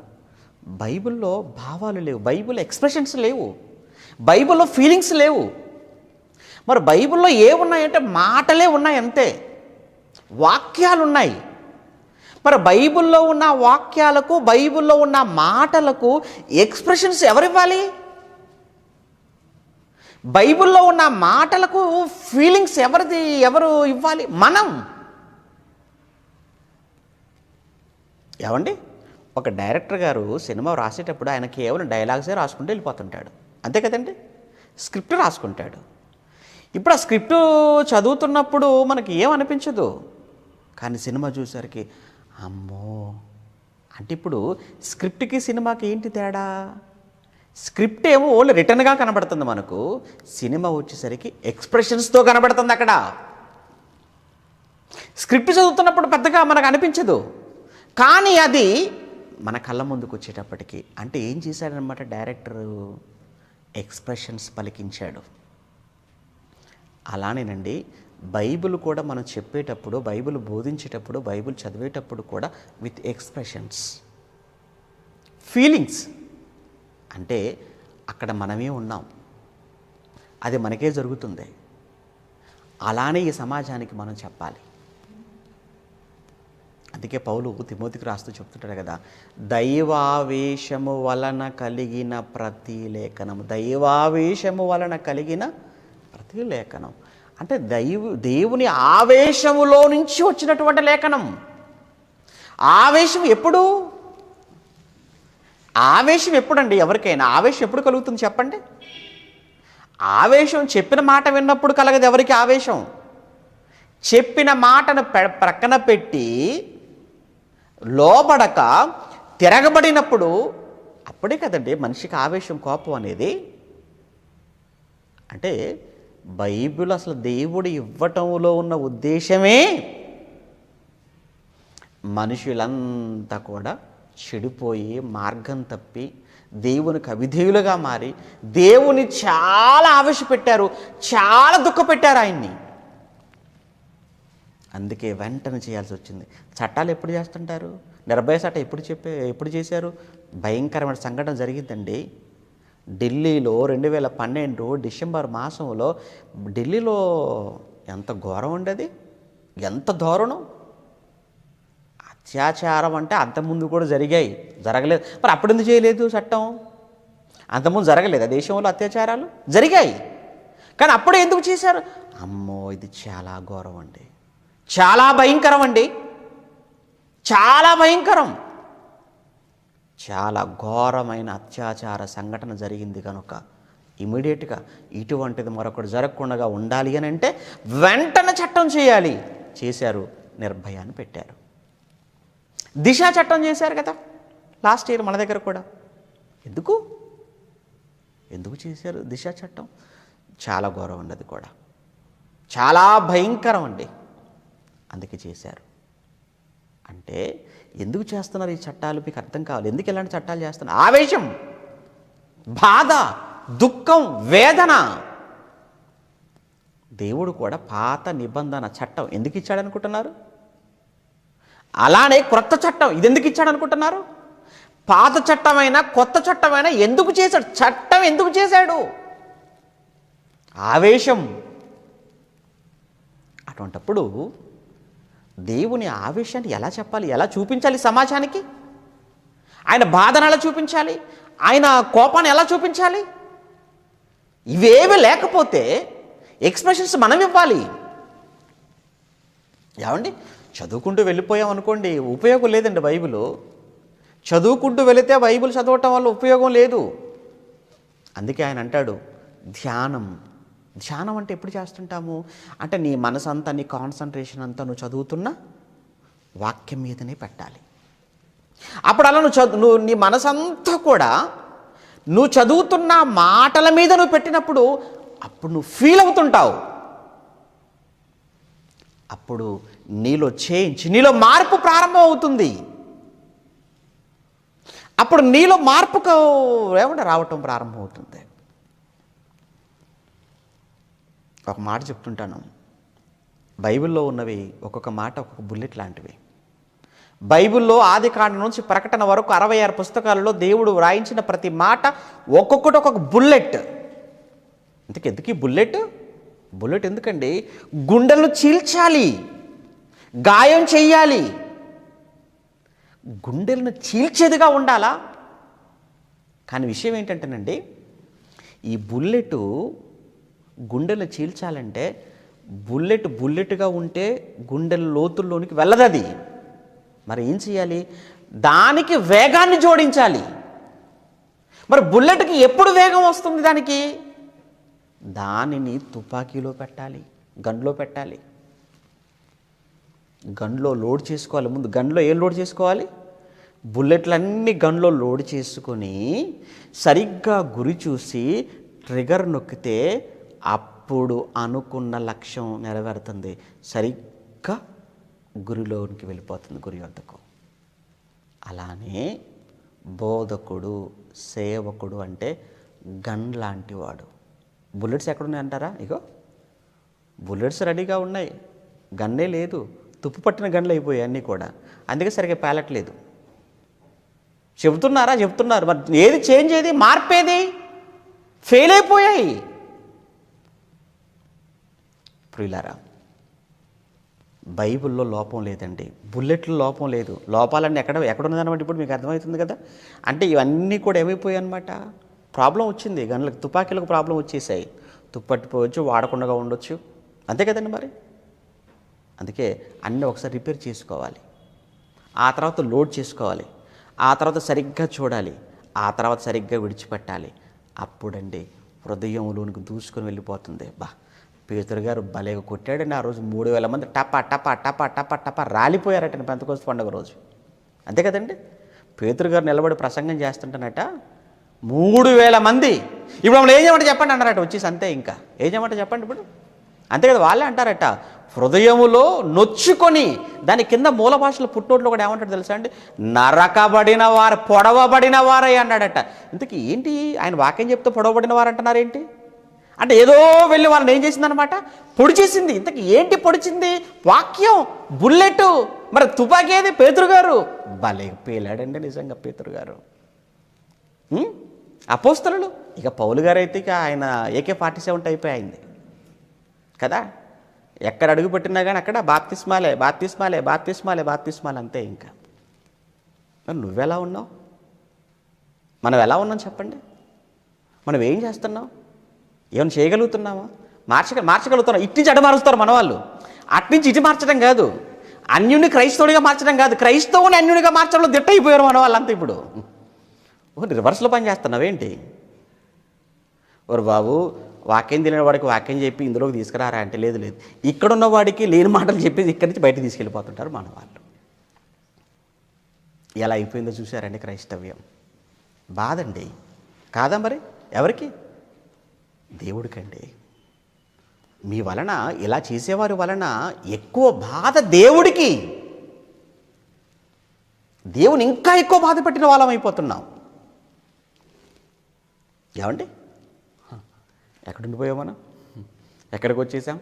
సంఖ్యాకాండం 14వ అధ్యాయమా? 14వ అధ్యాయంలో ఏం మాట్లాడుతున్నాడండి కాలేబు గారు?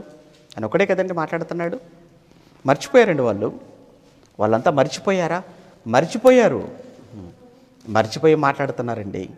ఆ సమయంలో కాలేబు మాట్లాడుతున్నాడు, అయితే అతనితో కూడా పోయిన ఆ మనుషులు, ఏమండి, దాన్ని మనం స్వాధీనపరుచుకుంటాము, దాన్ని జయించుటకు మనకు శక్తి సరిపోతుంది. కారణం దేవుడు కదా మన పక్షాన్ని యుద్ధం చేసేవాడు, దేవుడు కదా మనతో పోరాడేవాడు. ఇప్పటి వరకు విజయాలన్నీ కూడా ఆయన వలన మనం పొందుకున్నవే తప్ప మనమేం చేస్తాం చెప్పండి? మనం ఏం చేసాం? అదండి కాలేబు యొక్క, అంటే కాలేబు గారికి అర్థమైంది విషయం, కానీ ఎవరికి అర్థం కావట్లేదు అక్కడ? మిగతా జనాలకు. అలానే మిగతా తనతో పాటు వచ్చినట్టు మిగతా 10 మంది ప్రధానులు ఉన్నారే, వాళ్ళకి అర్థం అవటం లేదు. కానీ వాళ్ళు చెప్పినటువంటి ఆ మాటలు ఏవైతే ఉన్నాయో ఆ 10 మంది, అవి వాళ్ళ మీద చాలా ప్రభావాన్ని చూపించాయి.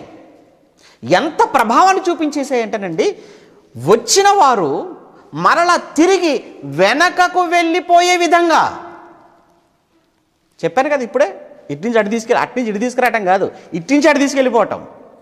అంటే వీళ్ళు ఏమంటే కనానుకు దగ్గరగా వచ్చారు. ఏమండి, వారిని దగ్గరికి తీసుకురావటానికి కష్టపడ్డవాడు ఎవరంటే మోషే. ఆయనకు తెలుస్తుంది ఆ బాధ. మోషేతోనండి నీళ్లు తాగించేశారండి. ఎవరు? ఇశ్రాయేలీలు. 6 లక్షల మంది యోధులు అన్నారు. పిల్లలు, స్త్రీలు, వృద్ధులు అంతా కలిపితేనంటే మొత్తంగా 20 లక్షల వరకు సుమారుగా ఉంటారని మనం అనుకుంటున్నాం కదా. వీళ్ళందరినీ నడిపించడం అని అంటేనండి మహానుభావుడికి, ఆయనకు నిజంగానండి 2 చేతులెత్తి మొక్కాలండి. ఎవరికి? మోషే గారికి. ఎందుకు? మన పిల్లల్ని మనం సరిగా, అవునా కదా చెప్పండి? ఏమండి, అప్పుడప్పుడు పిల్లలు ఎందుకు కాదు, అసలు పెళ్ళి ఎందుకు చేసుకున్నామనే ఫీలింగ్లోకి వెళ్ళిపోతుంటారు. అవునా కదా చెప్పండి? పిల్లల తర్వాత లేండి, అసలు పెళ్ళి ఎందుకురా బాబు, పెళ్ళైన తర్వాత మళ్ళీ పిల్లలేంటరా బాబు, ఏంటి తలపోటు ఎందుకు? భార్య మాట వింటేనే పిల్లలు వినరు, పిల్లలు వింటేనే భార్య వినరు. నీ అనుకున్న నీ కుటుంబం గురించే నీకు ఇంత చింత అయితే అసలు ఏమండి 20 లక్షల మంది అండి. అప్పటికి మోషే గారు ఒకనొక సందర్భంలో అంటారు, ఏంటయ్యా మాట్లాడితే వీళ్ళ కోసం నన్ను తిడుతుంటావు, నన్ను బాధ పెడుతుంటావు, వీళ్ళు ఏమైనా నా కడుపును పుట్టారా? ఆయన దేవుడే అన్నాడు మోషే గురించి, నా ఇల్లు అంతట్లో చాలా నమ్మకమైన వాడు. అసలు భూమి మీద ఇతను వంటి సాత్వికుడే. అదేంటి మరి దేవుడే మరలా ఈయన గురించి ఇలా అంటున్నాడు? ఏమండి, నీ గురించి ఏమో మోషే గారు, దేవుడేమో చాలా సాత్వికుడు అంటే నువ్వేంటయ్యా నా కడుపును పుట్టారా, వీళ్ళకి నేను చేసి పెట్టాలా నువ్వు అంటున్నావు ఏంటి అంటే సాత్వికుడికి కూడా ఏమో చిరాకు వచ్చేసిందండి. ఏమంటే ఎంతో ఓర్పు సహనం కలిగిన వాడు కూడా చిరాకు పడిపోతున్నాడంటే ఎంత టార్చర్ పెట్టుంటారని హింసించి ఉండొచ్చండి ఇశ్రాయేలీలు. ఏమండి, అలాంటి వారిని మొత్తంగానండి చాలా కష్టపడ్డాడు, చాలా చాలా చాలా కష్టపడి ఎక్కడి దాకా తీసుకొచ్చేసాడు? ఇక్కడ 40 రోజులండి అంతే, ఓన్లీ 40 డేస్ అండి. కాస్త ఓపిక పడితే, కణాలలో అడుగు పెడితే అమ్మయ్యా ప్రయాణం ఏమైపోతుంది, ఇక కంప్లీట్ అయిపోతుంది. అనుకున్న టైంలో జరిగిన అలజడి మామూలు అలజడి కాదండి. ఇక్కడ స్టార్ట్ అయినటువంటి ఈ గోల చూస్తుంటే మోషేకు పిచ్చెక్కిపోయింది. దేవుడికి చాలా కోపం వచ్చేసింది. దేవుడికి ఎంత కోపం వచ్చిందో చెప్పమంటారా? అసలు వీళ్ళందరినీ ఇక్కడ చంపేస్తానన్నంత కోపం వచ్చేసిందండి ఆయనకు. మీరు చూడండి, ఇక ఆ తర్వాత జరిగినటువంటి అల్లరి మీరు చూస్తేనండి బైబిల్లో ఎంత విచిత్రం అంటే, చూస్తే మీరు ఆయన 32 నుంచి, మరియు వారు తాము సంచరించి చూచిన దేశమును గూర్చి ఇశ్రాయేలుతో చెడ్డ సమాచారము చెప్పి, మేము సంచరించి చూచిన దేశము తన నివాసులను భక్షించు దేశము. నోర్ముయ్. ఒరే, ఐగుప్తు దేశంలో మీరు ఏం చేశారు? నాకు అర్థం అవ్వదు. ఐగుప్తు దేశంలో మీరు ఏం చేశారు? ఆడు ఇల్లు కట్టమంటే కట్టారా? కట్టారు. ఆడు పట్టణం కట్టించుకుంటే కట్టారా? కట్టారు. ఆ ఇటుకలు చేయించుకుంటూ చేశారా? చేశారు. ఆ బంకమట్టి పనిలో అక్కడ బంకమట్టి పని అన్నాడు, ఇటుకలు అన్నాడు, పట్టణాలు అన్నాడు, సమాధులు అన్నాడు, ఇండ్లు అన్నాడు. ఎంత ఊడిగా చేయించుకున్నాడు వాడు ఐగుప్తు రాజు మీతో, ఆ ఐగుప్తీయులు. అటువంటి 100 సంవత్సరాల బానిసలుగా బ్రతుకుతున్నటువంటి మిమ్ములను అక్కడ మీరు పెట్టిన మూలుగు విని దేవుడు మీకు మేలు చేయాలి అని ఒకనాడు తన పితరులు తన భక్తులైన అబ్రహాము, ఇస్సాకు, యాకోబులకు ఇచ్చిన మాట చొప్పున అది జ్ఞాపకం చేసుకొని మోషేను కాపాడుకొని మీ మధ్యకు రప్పించి ఫరోతో మాటలాడించి, అప్పటికి వినకపోతే వాడు ఫరోను లొంగ తీసుకోవటానికి చేసినటువంటి రప్పించిన తెగుళ్ళు ఇన్ని చేసి మిమ్ములను ఇక్కడ దాకా తీసుకొని వస్తే మీరేంటి ప్రధానులుగా? మీకేమైనా బుద్ధి ఉండాలా కొంచెమైనా? మీరు ప్రధానులా మరలా ఏంటి? గోత్రాలలో వీళ్ళు ప్రధానులటండి, ప్రధానులట. ఇక ప్రధానులే అలా ఉన్నారు అని అంటే ఆ ప్రధానులు చెప్పినటువంటి సమాచారం విన్న వాళ్ళ కింద ఉన్న ప్రజలు ఇంకా వాళ్ళు ఎలా ఉంటారు మీరు ఆలోచించవచ్చు. ఇంకా ఏమండి, వాళ్ళు భక్షించు దేశము అన్నాడండి. అంటే తీసుకెళ్లి దేవుళ్ళు అక్కడ పెట్టడానిక? అసలు వాళ్ళకెందుకు అప్పగిస్తాడు తినడానికి? ఆయన ఒకవేళ మీరు చంపాలనుకుంటే అక్కడే వదిలేస్తే అయిపోయేది. ఆ ఐగుప్తుల చేతిలో ఏదో ఒకరు చచ్చేవాళ్ళు, వీళ్ళంతా చచ్చి ఊరుకుండేవాళ్ళు, చచ్చి శవాలు అయిపోయేవాళ్ళు. కానీ అక్కడ మీ బాధ చూసి, మీ మూలుగును చూసి భరించలేక ఆయన మిమ్మల్ని తీసుకొస్తే ఇక్కడ దాకా వాళ్ళకి అప్పగించడానికి తీసుకొస్తున్నాడని ఆ పనికి మళ్ళీ ప్రధానులు చెప్తారా? వాళ్ళు చెప్తే వీళ్ళంతా వింటారా? ఏమండి, ఆ రోజు కానీ ఈ రోజు కానీ ఎప్పుడు కూడానండి మనుషులు చెడ్డ సమాచారాన్ని నమ్మినంత సులువుగా మంచి నమ్ముతారా? మంచి వింటారా? చెప్పండి, మీరు చెప్పండి. మంచి చెబితే వింటారా అంటే? అసలు మంచి చెబితే వినేవాళ్ళు ఉంటే ఈరోజు సమాజం ఎందుకండి ఇలా పాడైపోతుంది, ఇలా చెడిపోతుంది? మీరు చెప్పండి. మంచి చెబితే వినేవాళ్ళు ఉంటేనండి ఈరోజు ఈ సమాజంలో ఈ నేరాలు, ఈ ఘోరాలు, ఈ అల్లరులు అసలు ఉండవండి. నిన్నటి వరకు హైదరాబాద్లో జరిగిన హడావుడి మీరు చూశారు కదా టీవీలలో. అబ్బో, పొడి చేస్తావు అన్నప్పుడు, నరికేస్తావు అన్నప్పుడు, చూసుకుందాం అన్నప్పుడు నువ్వెంత అంట, నువ్వెంత, ఏంటి అంతా ఏం జరిగిందో మీరు చూసారండి. హడావుడి. మంచి ఎవరికి ఎక్కుతుంది చెప్పండి? మంచి మాటలకు ఎక్కడుంటాయండి? మనం మాట్లాడుతుంటే లైవ్ చూస్తారా? లేదండి. పోనీ నెట్లో పెడతాం, ఎవరిని చూస్తారా? మీరు తప్ప ఎవరు చూస్తారు చెప్పండి? మీరు తప్ప ఇంకెవరిని చూస్తారు? లేదు. కానీ ఇక మీకు తెలియదేమో, సినిమాల గురించి, సీరియల్ కోసమైనా వాడు వీని తిట్టినా వీడు వాడిని తిట్టినా అబ్బాబ్బా వ్యూవర్స్ అలా అలా పెరిగిపోతుంటారండి. లక్షలు, మిలియన్స్లోకి వెళ్ళిపోతుంటారు. కానీ మన వ్యూస్ మాత్రం ఎప్పుడు చూసినా అంతే ఉంటారు. ఎందుకు? మంచి అస్సలు మాకు ఎక్కదండి. మంచి మాకు ఎక్కదు. చెడు వెంటనే నమ్ముతారు. లోకంలో కూడా సామెతలేండి. నిజమట చెప్పులు తొడుక్కునే లోపు ఏదో చెప్తుంటారు కదండి. నిజమట గడప దాటే లోపు అబద్ధం అట ఊరంతా కూడా తిరిగేసి వచ్చేస్తుందట. ఇదేంటి? నిజమట ఇంకా గడప కూడా దాటదట. నిజం చెప్తాడు వీడు వెళ్ళేలోపే అందరు కూడా అబద్ధం చెప్పేస్తుంటారట. వీడిది ఏం నమ్ముతారు చెప్పండి? ఇక ఇది ఏం చెప్తారు చెప్పండి? ఇక అలా అయిపోయిందండి. ఇప్పుడు 10 మంది ఒకవైపు, 2 మరొక వైపు. చూస్తారా ఇక తర్వాత జరిగిన హడావుడి చూస్తారా? అక్కడ నెఫిలీయులు సంబంధులైన అనాక వంశపు నెఫిలు మేము చూచితిమి, మా దృష్టికి మేము మిడతల వలె ఉండి వారి దృష్టికి అట్లే ఉంటే మేము మిడతల్లా ఉన్నామండి బాబోయ్ అనగానే ఇక ఇశ్రాయేలు అంతా కూడా ఏమైపోతారు చెప్పండి? ఇక ఏంటి నెఫిలీల ఏదో విన్నాము ఎప్పుడో, ఏంటి వాళ్ళంతా ఉన్నత దేహులా అనగానే ఒకసారి వాళ్ళ దేహాలను చూసుకున్నారు వాళ్ళు. ఓరు నాయన, వాళ్ళు ఉన్నత దేహాలట, మరి మన దేహాలు ఏంటరా బాబు, ఉట్టి దేహాల్లో ఉన్నాయి ఇవన్నీ కూడా. వాళ్ళ ముందు మనం మిడతల్లా ఉన్నాం, దేనికి పనికిరా, మనం తినేస్తారు, మనల్ని మింగేస్తారు వాళ్ళు. కనుక ఎందుకైనా మంచిది నాయన చెప్తే చెప్పేవాళ్ళు, ఇంకా నయం అక్కడికి వెళ్ళిన తర్వాత చెప్పలేదు, ముందే చెప్పేసాం కనుక పిచ్చేయమొట్టు వెనక్కి వెళ్ళిపోదాం, మనం సర్దేసుకుందాం అన్నీ కూడా అని మళ్ళా అంతా వెనక్కి తిరిగిపోతున్నారండి. తిరగటమే కాదండి, అక్కడ ఏం జరిగిందో చూస్తారా మీరు? ఇంకా అప్పుడు ఆ సర్వ సమాజం ఎలుగెత్తి కేకలు వేసెను, ప్రజలు ఆ రాత్రి అంతా ఎలుగెత్తి ఏడ్చిరి. మరియు ఇశ్రాయేలీలందరూ మోషే అహరోనుల పైన సనుగుకోవటం ప్రారంభమైందట. మోషే అహరోనుల మీద సనుక్కోవటం ప్రారంభమైపోయిందట. ఎలుగెత్తి ఏడ్చేశారట. ఎందుకు ఎలుగెత్తి ఏడ్చారు? వీళ్ళకి ఇది ఒక రోగం, ఏడవటం. 11 అధ్యాయాలు చూస్తారండి, అదే 11 అధ్యాయాలు చూస్తేనేమో మాంసం ఏడ్చారట. మరలా ఏడ్చారని అంతకుముందు ఎన్నిసార్లు ఏడ్చారో తెలియదు. మన దేనికోసం ఏడ్చారు అయ్యగారు వీళ్ళంతా? ఇశ్రాయేలీలు మాంసం కోసం వచ్చారట.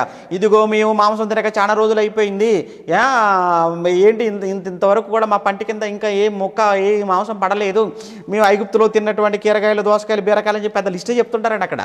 అవన్నీ మాకు జ్ఞాపకం వచ్చేయట్లే కానీ నీళ్ళు రక్తంగా మార్చాడు, అది మర్చిపోయారు దేవుడు. కప్పలు రప్పించాడు, అది మర్చిపోయారు. ఈగలు రప్పించాడు, మర్చిపోయాడు. ఏమన్నా పేర్లు రప్పించేశాడు, మర్చిపోయాడు. మిడతలు రప్పించాడు, మర్చిపోయాడు. వడగళ్ళు మర్చిపోయేటువంటి అవన్నీ మీరు చెప్పండి. అవి ఏమైనా మర్చిపోయే కార్యక్రమాలు అవి? ఐగుప్తీయుల మీదకి రప్పించిన తెగులు మర్చిపోయేవా? కాదు, నిద్రలో కూడానండి జ్ఞాపకం వచ్చేవండి అవి. అలాంటివండి అవన్నీ అద్భుతాలు. విచిత్రం ఏంటో మరి, జాతి ఏంటో ఏమండి ఏమో అర్థం అవుతుందండి ఈ మనుషులు. ఏంటి ఇవన్నీ మర్చిపోయారట. బీరకాయ సొరకాయ మాత్రం గుర్తుందట తిన్నది. ఎంత బాగా చెప్తారండి అక్కడ 11లో. వాళ్ళు ఊరకనే పెట్టారా? వాళ్ళు ఉచితంగా మీ చేత ఎంత పని చేసుకుంటారో మర్చిపోయారా? వాళ్ళు ఊరకనే పెట్టారా? మీరు చుట్టాలేంటి వాళ్ళకైనా, బంధువులు ఏంటి మీరు ఏమైనా? చచ్చి అంతవరకు పని చేయించుకొని మీ ముఖాన్ని బీరకాయ చారేసి పెట్టేసరికి, సొరకాయతో సాంబార్ పోసేసరికి వాళ్ళు గొప్ప నువ్వు అనుకుంటున్నావు. వీళ్ళు ఏ రకం చూడండి. పోనీ మళ్ళీ వచ్చి ఇక్కడ వెజ్ ఏమని అడుగుతున్నారు? లేదు, మళ్ళీ ఇక్కడ మోసే దగ్గరికి వచ్చేసరికి మాత్రం నాన్ వెజ్ కావాలని అడుగుతున్నారండి. ఎంత తిండిపోతులు అంటేనండి, పెడితే ఒకనొక సమయంలో కుండల దగ్గరనే కూర్చొని తినే అలవాటు ఉందటండి వీళ్ళకు. దించి వడ్డించి అంతవరకు కూడా ఆగేటోళ్ళు కాదండి వీళ్ళు. ఏమంటే ఇలా క్యారెక్టర్స్ అండి, వీళ్ళని బయటపడతాయండి. ప్రయాణంలో మనం అన్నీ మాట్లాడుకుంటాం. ప్రయాణంలో ఉన్నవాడు తిండి కోసం ఆలోచిస్తాడండి. ప్రయాణంలో ఉన్నాడండి, ఏదో దొరికింది ఏదో తినాలి, తొందరగా వెళ్ళిపోవాలరా బాబు, పదండ్రా బాబు అన్నట్టుగా ఉండాలి. కానీ తిండి కోసం, కూరల కోసం, ఎవడి మాంసం కోసం ఇలా ఆలోచిస్తున్నారంటే అసలు ఏం మనుషులండి బాబు, వీళ్ళు ఎక్కడి నుంచి వచ్చారా అన్నట్టుగా అనిపిస్తుంటుంది చరిత్ర చదువుతుంటే. ఇటు వీళ్ళని ఆ దేవుడు సెలెక్ట్ చేసుకున్నాడు, ఇటు వీళ్ళ కోసం ఆ దేవుడు ఇన్ని బాధలు, ఇటు వీళ్ళ కోసం ఆ మోసని పెట్టుకున్నాడు, ఇటు వీళ్ళని నడిపించడానికైనా దేవుడు మోషే అహరోనుని ఎంచుకున్నాడు. దేవుడు కాబట్టి అండి నిజంగా ఉపయోగపట్టాలే కానీ నిజంగా అసలైతే వాళ్ళని నడిపించాల్సిన పని లేదండి. అసలు బయలుదేరగానే అక్కడనే ముంచేయాలి ఎర్ర సముద్రంలో, వీళ్ళని ముంచాలి అసలు ముందు. కానీ ఎందుకు మరి తీసుకొచ్చాడంటే, మాట ఇచ్చాడు కదా అబ్రాహాంతో. మరి మాట ఇచ్చాడంటే మరి మాట తప్పకూడదు ఆయన కదా. ఇస్సాకు కూడా మాట ఇచ్చాడు కదా, ఇస్సాకు యాకోబులతో మాట ఇచ్చాడు కదా. మాట్లాడుతున్న అబ్రహాం, ఇస్సాకు, యాకోబుల దేవుడు అన్నాడు కదా. వీళ్ళు ఇంకా పుట్టక ముందే అబ్రహాంతో 100 సంవత్సరాల క్రితమే ఇదిగో నీ 4వ తరాన్ని తీసుకొచ్చి ఇక్కడ పెడతాను ఆయన అన్నాడు. అంతేకాదులేండి, మళ్ళీ వీళ్ళలోంచి రాబోతున్న ప్రభు ఒక ఆయన ఉన్నాడు కదా మరలా. మరి వీళ్ళందరూ ఎర్ర సముద్రం నుంచి అయితే ప్రభు ఎలా రావాలి మరలా? మనకు రక్షణ ఏది? కానీ మన కోసం కూడా ఆలోచించాడు ఆ రోజు. మనం లేకపోయినా మన కోసం కూడా ఆలోచించాడు దేవుడు ఆ రోజు. మన కోసం ఆలోచించి ఆ దుర్మార్గులైన వారు బతికించాడు, వాళ్ళు భరించాడు ఆయన 40 years. తెలుసా అండి? మన కోసం ఆలోచించాడు, నీకోసమే, నీకోసం, నా కోసం, మనందరి కోసం ఆలోచించి వాళ్ళ మాటలన్నీ భరించాడు, వాళ్ళ కార్యక్రమాలను భరించేసి ఉపయోగపట్టి తీసుకొని వచ్చేసాడు అక్కడ దాకా. ఇక్కడ దాకా వచ్చాక చూడండి ఏం చేస్తున్నారో వాళ్ళు. ఏమండి, మరి ఇశ్రాయేలీయులు మోషే అహరోనుల పైన సనుక్కున్నారు. ఆ సర్వసమాజం అయ్యో ఎంత ఘోరం, ఎంత ఘోరం. ఏమైంది చెప్పండి? అయ్యో ఐగుప్తులో మేమేలా చావలేదు. నిజంగా చచ్చిపోతే బాగానే ఉండేది అనిపిస్తుంటుందండి మనకు.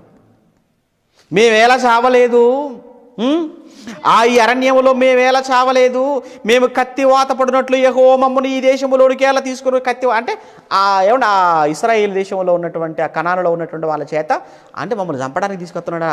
వాళ్ళ చేతిలో పడి చావడానికి తీసుకొస్తున్నాడా మమ్మల్ని? మేము ఎలా చచ్చేదము చావలేదు, మేము కత్తి వాత పడినట్లు యెహోవా మమ్మల్ని ఈ దేశంలోనికి ఎలా తీసుకొని వచ్చాడు, మా భార్యలు మా పిల్లలు కొల్లపోవుదురు, తిరిగి ఐగుప్తుకు వెళ్ళుట మాకు మేలు కదా. ఆహా, వెళ్తారా అంటున్నారండి. తిరిగి మేము ఐగుప్తుకు వెళ్ళుట మేలు కదా అని వారితో అన్నది. వారు మనము నాయకుని ఒకని వెంటనే లీడర్ కూడా సెలెక్ట్ చేసుకుందాం అనుకుంటున్నారు నడిపించడానికి. ఎందుకంటే ఎలాగో ఈ మోషే అహరోను రారు, అలా ఎంతసేపు ముందుకే అంటారు తప్ప వెనక్కి రారు, అంతే కదా. కనుక వీళ్ళని కాదనుకొని చెప్పండి రా, ఈ 10 మందిలో ఎవడుంటాడు లీడర్గా, ఈ 10 మంది సెలెక్ట్ చేసుకుందాం అన్న. ఆ 10 మంది కూడా పోటీ పట్టాను, నేనుంటానండి. ఆ బ్యాచేనండి అదంతా కూడా. పెత్తనం కావాలి, నాయకత్వం కావాలి వాళ్ళకు. ఏమండి ఆ 10 మందికి పోటీ పడి ఉండొచ్చు, చెప్పలేము. ఏమండి చూసారా, మన నాయకుడు మనం నియమించేసుకుందాం అనుకున్నారట వెంటనే. ఆ తర్వాత ఏమండి తిరిగి వారితో పాటు నాయకుడితో పాటు మనం వెళ్ళిపోదాం అనగానే మోషే అహరోనులు ఇశ్రాయేలు సర్వ సమాజం ఎదుట సాగిల పడిపోయారండి. వీళ్ళు ఎంత మంచోళ్ళు అంటేనండి, వాళ్ళందరూ అలా మాట్లాడుకుంటుంటే వీళ్ళు వెళ్ళి వాళ్ళ కాళ్ళ మీద పడిపోయారట. మోషే అహరోనుడు, అయ్యో ప్లీజ్ మీరు అలా తొందరపడకండి, మీరు అలా అనకండి, మీరు అలా వెనక్కి పోదామని మీరు అస్సలు ఆలోచన చేయకండి. చాలా దగ్గరగా వచ్చేసాం మనం, పాలస్తీనాకు చాలా దగ్గరగా వచ్చేసాం మనం. ఈరోజు అండి నేను కూడా అదే చెప్తున్నాను మీతో. కొన్ని సందర్భాలలో చాలా బ్రతిమిలాడి చెప్తుంటాం. తప్పు ఎవరిదో పక్కన పడేయండి, ఇదిగో చేతులు పట్టుకొని క్షమించమని కోరుకో. ఎందుకు, చాలా దగ్గరకు వచ్చాం కదా మనం, పరలోకానికి చాలా దగ్గరగా వచ్చాం. ఎంత దగ్గరగా వచ్చి ఇక్కడ దాకా వచ్చి నా మీద కోపమో, సంఘంలో మరొకరి మీద ద్వేషమో, లేకపోతే ఇంకొకరు దానికోసం అని చెప్పి మీరు వెళ్ళిపోయి దూరం అయిపోయి ఏమైపోదామని చెప్పండి. మీరు జనరల్ మీరు ఆలోచించండి. ఇటు ఇక్కడ దాకా వచ్చి నా పేరు వేయలేదండి ఆయన, నా ఫోటో వేయలేదండి ఆయన, నన్ను పిలవలేదండి ఆయన, మాకు సరే గుర్తింపు లేదండి అక్కడ. ఏంటి ఇక్కడ దాకా వచ్చి వీటి కోసమా, వీటి కోసం ఆలోచించుకొని మరలా వెనుకకి తిరిగి మీరు వెళ్ళిపోతారా?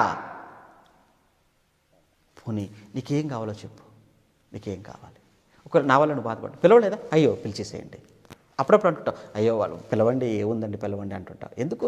దీని చిన్నదానికోసం అతను వెళ్ళిపోవడం ఇష్టం లేదు. పిలవండి, కూర్చోబెట్టండి, ఇవ్వండి, చేయండి. ఎందుకు ఈ చిన్న వాటి కోసం వెళ్ళిపోతాడా?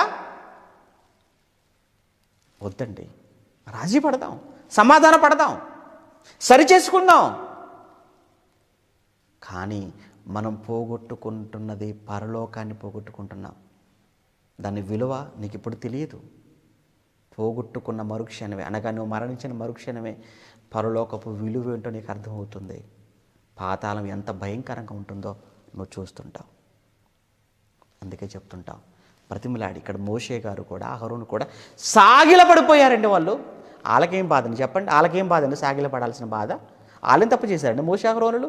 అసలు వాళ్ళంతా వీళ్ళ కాళ్ళ మీద పడాలండి, వాళ్ళంతా వీళ్ళకి సాగిల పడాలి. కానీ ఇక్కడ మోషే అహరోనులు సాగిల పడిపోయారట. దేవుడికి నచ్చలేదండి, దేవుడికి నచ్చలేదు. అంతేకాదండి, ఇంకా మీరు చూస్తారా తర్వాత, అప్పుడు దేశం సంచరించి చూచిన వారిలో నుండి నూను కుమారుడు యెహోషువ, యెఫున్నె కుమారుడు కాలేబు బట్టలు చింపేసుకున్నారట వాళ్ళు. యెహోషువ, కాలేబులు. ఎందుకు? ఇశ్రాయేలీల గోల గోల గోల గోల గోల, 20 లక్షల మంది, ఎవడు గొప్ప జనసమూహం, అంతా ఒకటే మాట, ఒకటే బాట, వెళ్ళిపోదాం వెళ్ళిపోదాం వెళ్ళిపోదాం వెళ్ళిపోదామని. ఏమంటే 4 ఉన్నారండి ఇక్కడ, అంతే, నలుగురు. మోషే, అహరోను, కాలేబు, లేదా 4 కుటుంబాలు అనుకుందాం, అంతే, 4 ఫ్యామిలీస్ అనుకుందాం. ఏంటి వీళ్ళు? కానీ అక్కడ చూసా లక్షల్లో ఉన్నారండి. ఏమండి ఎంత బ్రతిమలాడి ఉండొచ్చు, ఎంత చెప్పు ఉండొచ్చు, ఎంత బాధపడి ఉండొచ్చు, ఎంత దుఃఖపడి, ఎంత ఏడ్చి ఉండొచ్చు చెప్పండి 4 ఫ్యామిలీస్. కానీ దేవుడు చూస్తున్నాడండి, దేవుడు చూస్తున్నాడు. ఆయన మనసు ఆగటం లేదండి. ఇక దేవుడు ఆఖరికి ఏమనుకుంటారు తెలుసా అండి వాళ్ళు? 9 మీరు చూస్తుంటే, మీరు యెహోవా మీద తిరగబడకండి, ఆ దేశ ప్రజలకు మీరు భయపడకండి, వారు మనకు ఆహారం అవుతారు, వారి నీడ వారి మీద తొలగిపోయిను, యెహోవా మనకు తోడై ఉన్నాడు, వారికి భయపడకండి అని చెప్పగానే, ఏమండి కాలేబు, యెహోషువ ఆ మాటలు చెప్పగానేటండి మీరు చూస్తుంటే ఆ సర్వ సమాజము వారిని రాళ్లతో కొట్టి చంపాలనుకుందటండి. అయ్య బాబోయ్, ఆల్రెడీ మోషే అహరోను సాగిలపడ్డారు. యెహోషువ కాలేబులు అయ్యో మీరు అలా అనకండి, వాళ్ళ మన ముందు దేనికి పనికిరారు, దేనికి నిలబడరు వాళ్ళు, లేదు దేవుడు వారి మీద మనకే విజయాన్ని ఇస్తాడు, మీరు వెనక్కి వెళ్ళిపోదాం అనే ఆలోచన మీరు మానుకోండి, మనం వెళ్ళిపోదాం ముందుకనంటే అసలు ముందు వీళ్ళు రాళ్ళతో కూడా చంపేయండి రా అని నిజం చెబుతున్నా, సత్యం చెబుతున్నా, విశ్వాసంతో మాట్లాడుతున్నా యెహోషువ కాలేబులను కూడా రాళ్లతో కొట్టి చంపమన్నారు అని అంటే ఇక మనుషులు ఫిక్స్ అయిపోయారండి. ఏమండి, ఇశ్రాయేలు అందరూ ఫిక్స్ అయిపోయారు ఇక వెనక్కి వెళ్ళిపోవడానికి. అప్పుడు ఇక దేవుడు చూస్తారండి, ఇక దేవుడి నిర్ణయం కావాలి కదా మనకు. దేవుడి నిర్ణయం 11 యెహోవా అంటున్నాడు, ఎన్నాళ్ళ వరకు మోషే, ఎన్నాళ్ళ వరకు ఈ ప్రజలు నన్ను అలక్ష్యము చేయుదురు, ఎన్నాళ్ళ వరకు నేను వారి మధ్య చేసిన ఈ సూచక్రియలను చూచి నన్ను నమ్మకుండా ఉంటారు, నేను వారికి స్వాస్థ్యం ఇవ్వక తెగులు చేత వారిని హతము చేస్తాను, ఈ జనము కంటే మహాబలము గల జనమును నీ వల్ల పుట్టించారు. మోషే అందరిని చంపడేస్తాను, ఇక నాకు కావాలనుకుంటే నీ ద్వారా నేను పుట్టించేసుకుంటాను, మరలా ఎవడవద్దు నాకు, చంపేస్తాను. దేవుడికండి చంపడం అనేది ఆయనకి పెద్ద విషయం, పెద్ద పని కాదండి దేవుడికి. మీకు తెలుసా, దేవుడికి చంపడం అనేది పెద్ద, మనమైతే ప్లాన్ చేసుకోవాలి, ఏమంటే మనమైతే ఏదో చేయాలి తప్ప దేవుడికి ఏముంది చెప్పండి. ఆయనకు ప్లానింగ్ ఏం అవసరం లేదండి, స్కెచ్లు ఏం అవసరం లేదు దేవుడికి. స్కెచ్ చేసుకొని ప్లాన్ వేసుకొని కత్తి పట్టుకొని తుపాకీ పట్టుకొని అటు ఇటు చూసుకుంటూ భయంతో ఏమన్నా అవసరం ఆ దేవుడికి? లబ్ అంటది, మళ్ళీ డబ్ అనేది రాదు ఇక నీ గుండె, అంతే అలా పడుకుని పోతాం. ఎందుకు? నీ గుండె కొట్టుకోవటం ప్రారంభించింది ఎవరు? తల్లి గర్భంలో ఆయనే. తల్లి గర్భములో నీ గుండె కొట్టుకోవటం ప్రారంభించిన దేవుడు దాన్ని ఆపడం, నిశ్శబ్దతలోకి తీసుకుని వెళ్ళిపోవడం పెద్ద పనా దేవుడికి? నువ్వు అనుకోవచ్చు 6 అడుగులను నువ్వు అనుకుంటున్నావేమో, 60 కేజీలు అనుకుంటున్నావేమో, ఆజాను బాగున్నాను అనుకుంటున్నావేమో, మీసలు తిప్పుతున్నావేమో, కండలు తిరిగాయి అనుకుంటున్నావేమో, 6 ప్యాక్ అనుకుంటున్నావేమో. నిన్ను దేవుడు మంచం పట్టించిన ఒక క్షణం పని, ఒక క్షణం. దేవుడంటే ఏంటో నీకు తెలియడం లేదు. దేవుడు తలుచుకుంటే ప్రపంచంలో ఉన్న 760 కోట్ల మంది మనుషులను 1/2 నిమిషంలో ఏమండి శ్మశానంగా, 1/2 నిమిషంలో అందరినీ కూడా శవాలుగా మార్చగలడండి ఆయన దేవుడు. దాని కొరకు దేవుడు ఏమండి ఆ హైడ్రోజన్ బాంబు వేయాల్సిన పని లేదు, అణుబాంబులను వేయవలసిన అవసరం లేదు, క్షిపణిలో ప్రయోగించవలసిన అవసరం లేదు ఆయనకు. దేవుని శక్తి సామర్థ్యాలు ఏంటో మానవాళికి అర్థం కావటం లేదు ఇంకా. ఇప్పటికీ కనిపించిన అతి సూక్ష్మమైన ఒక క్రిమి వైరస్ రూపంలో ప్రపంచాన్ని ఎలా అల్లకల్లోలం చేసిందో, అతలాకుతలం చేసిందో, దీని బారిన ఇప్పటికీ లక్షల మంది ఎలా చనిపోయారో, కొన్ని కోట్ల మంది ఎలా ఆ వైరస్ బారిన పడి ఆర్థికంగా చితికిపోయారో మనకు తెలియంది కాదు కదా ఆరోగ్యపరంగా. దేవుడు అంటే ఏమనుకుంటున్నారండి మీరు? దేవుడికి చాలా కోపం వచ్చేసిందండి. ఇక ఆఖరికి దేవుడికి, మోషేకు, అహరోనుకు వీళ్ళ మధ్య జరిగినటువంటి ఆఖరికి ఆ డిస్కషన్లో, ఆ సంభాషణలో దేవుడు ఫైనల్గా ఒక నిర్ణయం తీసుకున్నాడండి. ఇంతకు దేవుడు తీసుకున్న నిర్ణయం ఏంటో చెప్పమంటారా? అదే 26వ వచనం. మరియు యెహోవా మోషే అహరోనులకు ఇలాగ సెలవిచ్చెను, ఇదిగో నాకు విరోధముగా సనుగుచుండి ఈ చెడ్డ సమాజమును నేను ఎంతవరకు సహించాలి? మోషే, ఇప్పటికే చాలా కాలం అయిపోయింది, నేను ఎంతవరకు నేను సహించాలి? ఇశ్రాయేలీయులు నాకు విరోధముగా సనుగుచున్న సనుగులు విని ఉన్నాను. సనుగులు కూడా నేను దేవుడికి వినపడదని మీరు అనుకుంటున్నారు ఏంటి? మీరు సనిగారనుకోండి, మాకు వినపడకపోవచ్చు. మనిషి సనిగితే మరో మనిషికి వినపడకపోవచ్చు, కానీ నీ సనుగులు ఆయనకు వినపడుతున్నాయి. ఆ సంగతి మీరు మర్చిపోకూడదు. అందుకే కొరింథీ పత్రికలో కూడా పౌలు గారు మాట్లాడుతున్నారు మొదటి పత్రికలో, మీరును వారి వలె సనగకుడి, సనిగి సంహారకుని చేత వారు సంహరింపబడిరి. మీరు సనుగుతున్నారా? మీరు? ఎందుకమ్మా మీరు సనుగుతున్నారు? అయ్యా ఎందుకు సనుగుతున్నావు నువ్వు? చాలా కఠినంగా ఉన్నాయా మాటలు? మనసుకి ఇబ్బందిగా ఉన్నాయా? ఆయాసంగా ఉన్నాయా? ఉంటాయి.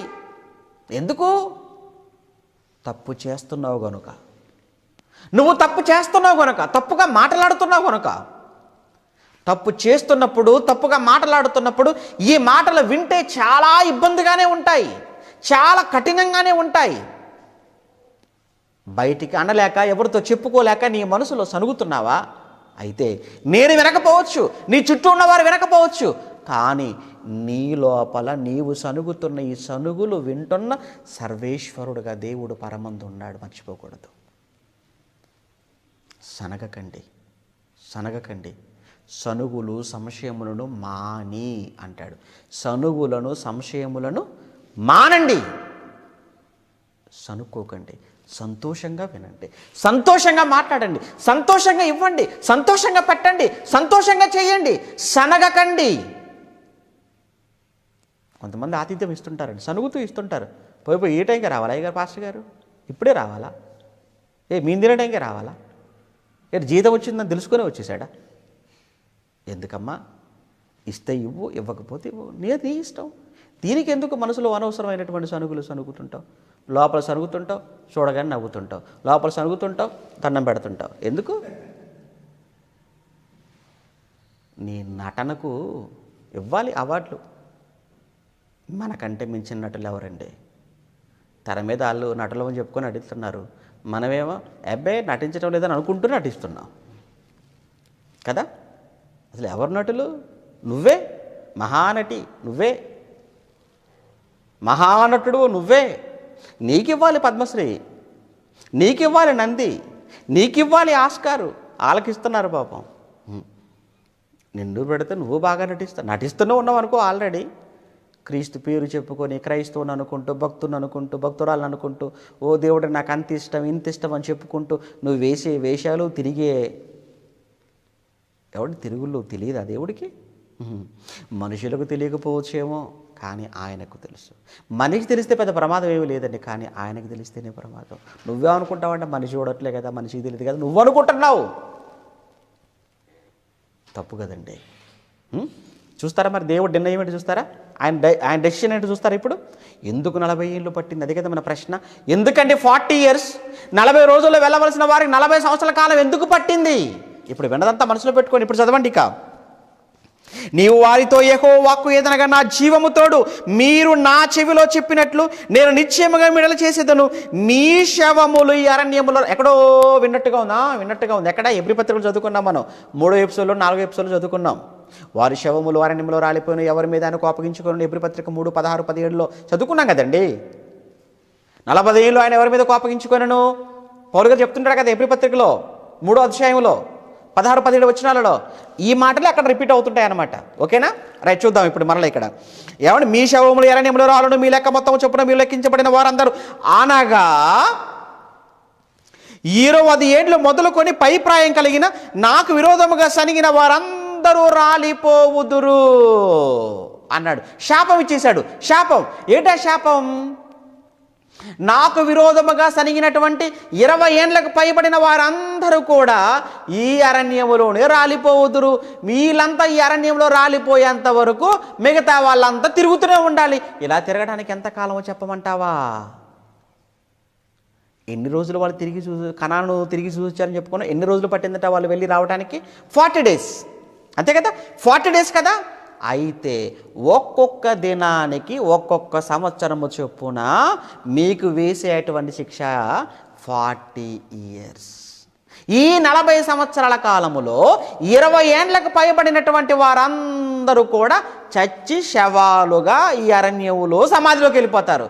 అప్పుడు ఫ్రెష్ బ్యాచ్ అన్నమాట. ఓకేనా? 20 ఏళ్ళ లోపు ఉన్న వాళ్ళు వాళ్ళని తీసుకుని వెళ్ళిపోతాను తప్ప నేను మిమ్మల్ని మాత్రం అస్సలు రానివ్వనురా. మిమ్మల్ని అస్సలు రానివ్వను. సనిగిన మిమ్మల్ని అసలు రానివ్వను. సందేహపడిన మిమ్మల్ని అసలు రానివ్వను. తిరగబడిన మిమ్మల్ని అసలు రానివ్వను. మోషారోళ్ళ మీద తిరగబడ్డారు మీరు, ఎదురు తిరిగారు మీరు. అంతేకాదు కాలేబులను యెహోషువను రాళ్ళతో కొట్టాలనుకుంటారా మీరు నిజం చెప్పినందుకు? కనుక మీలో ఏ ఒక్కడు కూడా పాలు తీరిన ప్రవించు దేశంలో అడుగు పెట్టడానికి వీల్లేదు. వాళ్ళు 40 రోజుల్లో తిరిగి చూసి వచ్చారు. ఆ 40 రోజుల్లో తిరిగి చూసి వచ్చిన సమాచారాన్ని కదా మీరు నమ్మంది. ఆ 40 daysలో వారు చూసిన ఇన్ఫర్మేషన్ కదా మీరు నమ్మంది. కనుక వాళ్ళు 40 daysలో ఇచ్చినటువంటి రిపోర్ట్ మీరు నమ్మటం లేదు కనుక 40 daysకు 40 years. అంతేనా? ఇక్కడ జీవిత ఖైదు అంటే 12 years కదండి, 14 years కదా. ఇక్కడ జీవిత ఖైదు ఎంత? 14 years. వీళ్ళకి ఎంత? 40. ఒకవేళ 14 days తర్వాత బతుకుంటే బయటకు వస్తారు మళ్ళీ. ఇక్కడ లేదు, సత్యాంత వరకు అనమాట. ఇంకెవ్వరు కూడా ఇక్కడ సందేహపడని ఏ ఒక్కరు కూడా అక్కడ రావడానికి వీలేదు. అందుకే చెప్తాడు తర్వాత, మీరు ఆ దేశమును 34 మీరు ఆ దేశమును సంచరించి చూచిన 40 దినముల లెక్క ప్రకారము దినమునకు 1 సంవత్సరము చొప్పున 40 సంవత్సరములు మీ దోష శిక్షను భరించి నేను మిమ్మును రోసి వేసినట్లు తెలుసుకుందరు. రోసి వేసినట్లుగా అంటే మిమ్మల్ని ఉమ్మి వేసి త్రోసి వేసినట్లుగా మీరు తెలుసుకుంటారా. దినమునకు 1 సంవత్సరము చొప్పున. 36 ఆ దేశంలో సంచరించి చూచుటకే మోసే చేత పంపబడి తిరిగి వచ్చి ఆ దేశంలోకి చెడ్డ సమాచారము చెప్పుట వలన సర్వ సమాజము అతని మీద సనుగునట్టు చేసిన ఆ మనుషులు, అనగా ఆ దేశంలో గూర్చి చెడ్డ సమాచారము చెప్పిన మనుషులు యెహోవా సన్నిధిని తెగులు చేత చనిపోయారు. 10 మంది ఉన్నారు చూసారా, ప్రధానులు. వాళ్ళకి మాత్రం సపరేట్గా అప్పటికప్పటికి ట్రీట్మెంట్ ఇచ్చేసాడు, పనిష్మెంట్ ఇచ్చేసాడు. వాళ్ళ మాట విన్నందుకు వీళ్ళకు శిక్ష, కాకపోతే లేటుగా. అంటే దీన్ని బట్టి మీకు ఏమర్థమవుతుందో తెలుసా అండి, బోధకులమైన మనము మరి కఠినమైన తీర్పు. ప్రధానులు వాళ్ళక స్పాట్లో అయిపోయింది తెగులు చేత అన్నాడు. మామూలు సాగుగా తెగులు చేత. ఏ తెగులో తెలియదు, ఏ వైరస్ తెలియదు, మొత్తానికైతే రోగం. వాళ్ళు మాత్రం 40 సంవత్సరాలు తిరిగి అరణ్యంలో ప్రాణాలు పోగొట్టుకున్నారు. అంటే దగ్గరగా వచ్చారు వాళ్ళు, కానీ ఎందుకు 40 సంవత్సరాలు పట్టింది? ఇది కారణం, ఇది సంగతి. ఓకే, ఇక మనకు ఏమంటారు, అడ్డంకులు తొలగిపోయాయి అనుకుంటాను. మన ప్రయాణానికి ఆటంకం, మన ప్రయాణానికి ఉన్న పెద్ద ఆటంకం ఏంటంటే 40 సంవత్సరాలు ఏంటి అనేది కదా మన పెద్ద ఆటంకంగా ఉంది అది మన మనసులలో. కనుక ఇప్పుడు అది క్లియర్ అయిపోయింది. కనుక ఇప్పుడు ఎక్కడి నుంచి బయలుదేరారు, ఎక్కడికి వచ్చారు, అక్కడ ఎందుకు ఆగారు, అక్కడ ఆగినప్పుడు ఏం జరిగింది ఏంటి అనేది కంప్లీట్గా మనం ఇక నెక్స్ట్ ఎపిసోడ్ నుంచి మనం త్వరగా చెప్పుకుంటూ వెళ్ళిపోదాం లేదు. ఎందుకంటే ప్రయాణం ఎక్కువసేపు అయినా విసుగ్గా ఉంటుంది కదండి మీకు కూడా. జర్నీ ఎక్కువసేపు ఉండకూడదు కదా.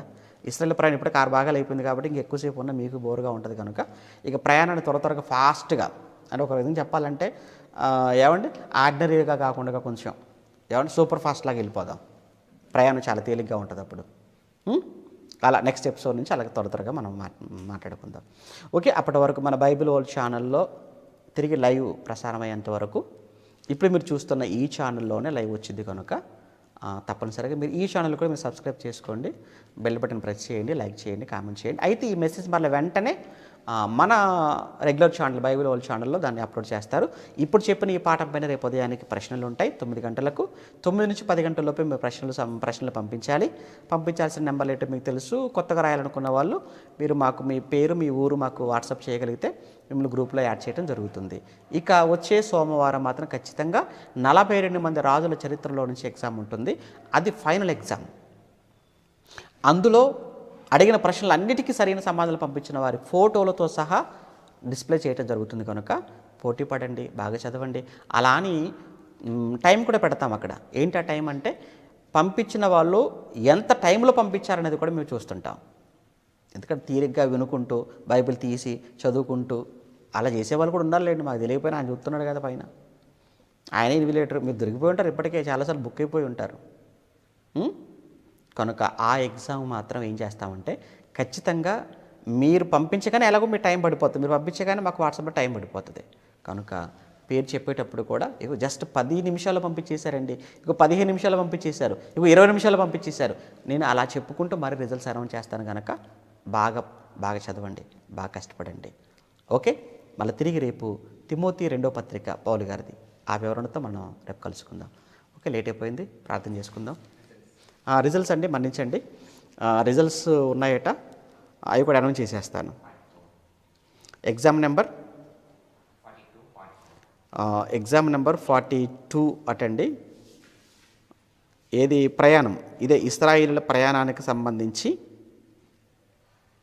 ఓకే, 4వ భాగం నాకు పంపించారు. ఇంతకు నాకు ఎక్కడ పంపించారు? ఓకే, చూద్దాం. అంటే ప్రతిరోజు జరుగుతున్నటువంటి ఎగ్జామ్లో 10 ప్రశ్నలు అడగడం జరుగుతుంది. 10కి 10 సరి అయినటువంటి సమాధానాలు పంపించిన వారి పేర్లు మాత్రమే నేను చదువుతున్నాను. మిగతావి 9 సరైన సమాధానాలు పంపించిన వారి పేర్లు మాత్రం స్క్రీన్ మీద డిస్ప్లే చేయడం జరుగుతుంది. ఓకే, మరి నిన్న పార్ట్ 4 అండి, ప్రయాణాలకు సంబంధించి ప్రయాణపు చరిత్ర 4వ భాగానికి సంబంధించి సమాధానాలు పంపించిన వాళ్ళంతా కూడా కంప్లీట్ 170 మంది పంపించారట. చాలా సంతోషం, వెరీ గుడ్. దేవుడు మిమ్మల్ని అందరినీ దీవించును గాక. ఇందులో మరి మొదటి ప్లేస్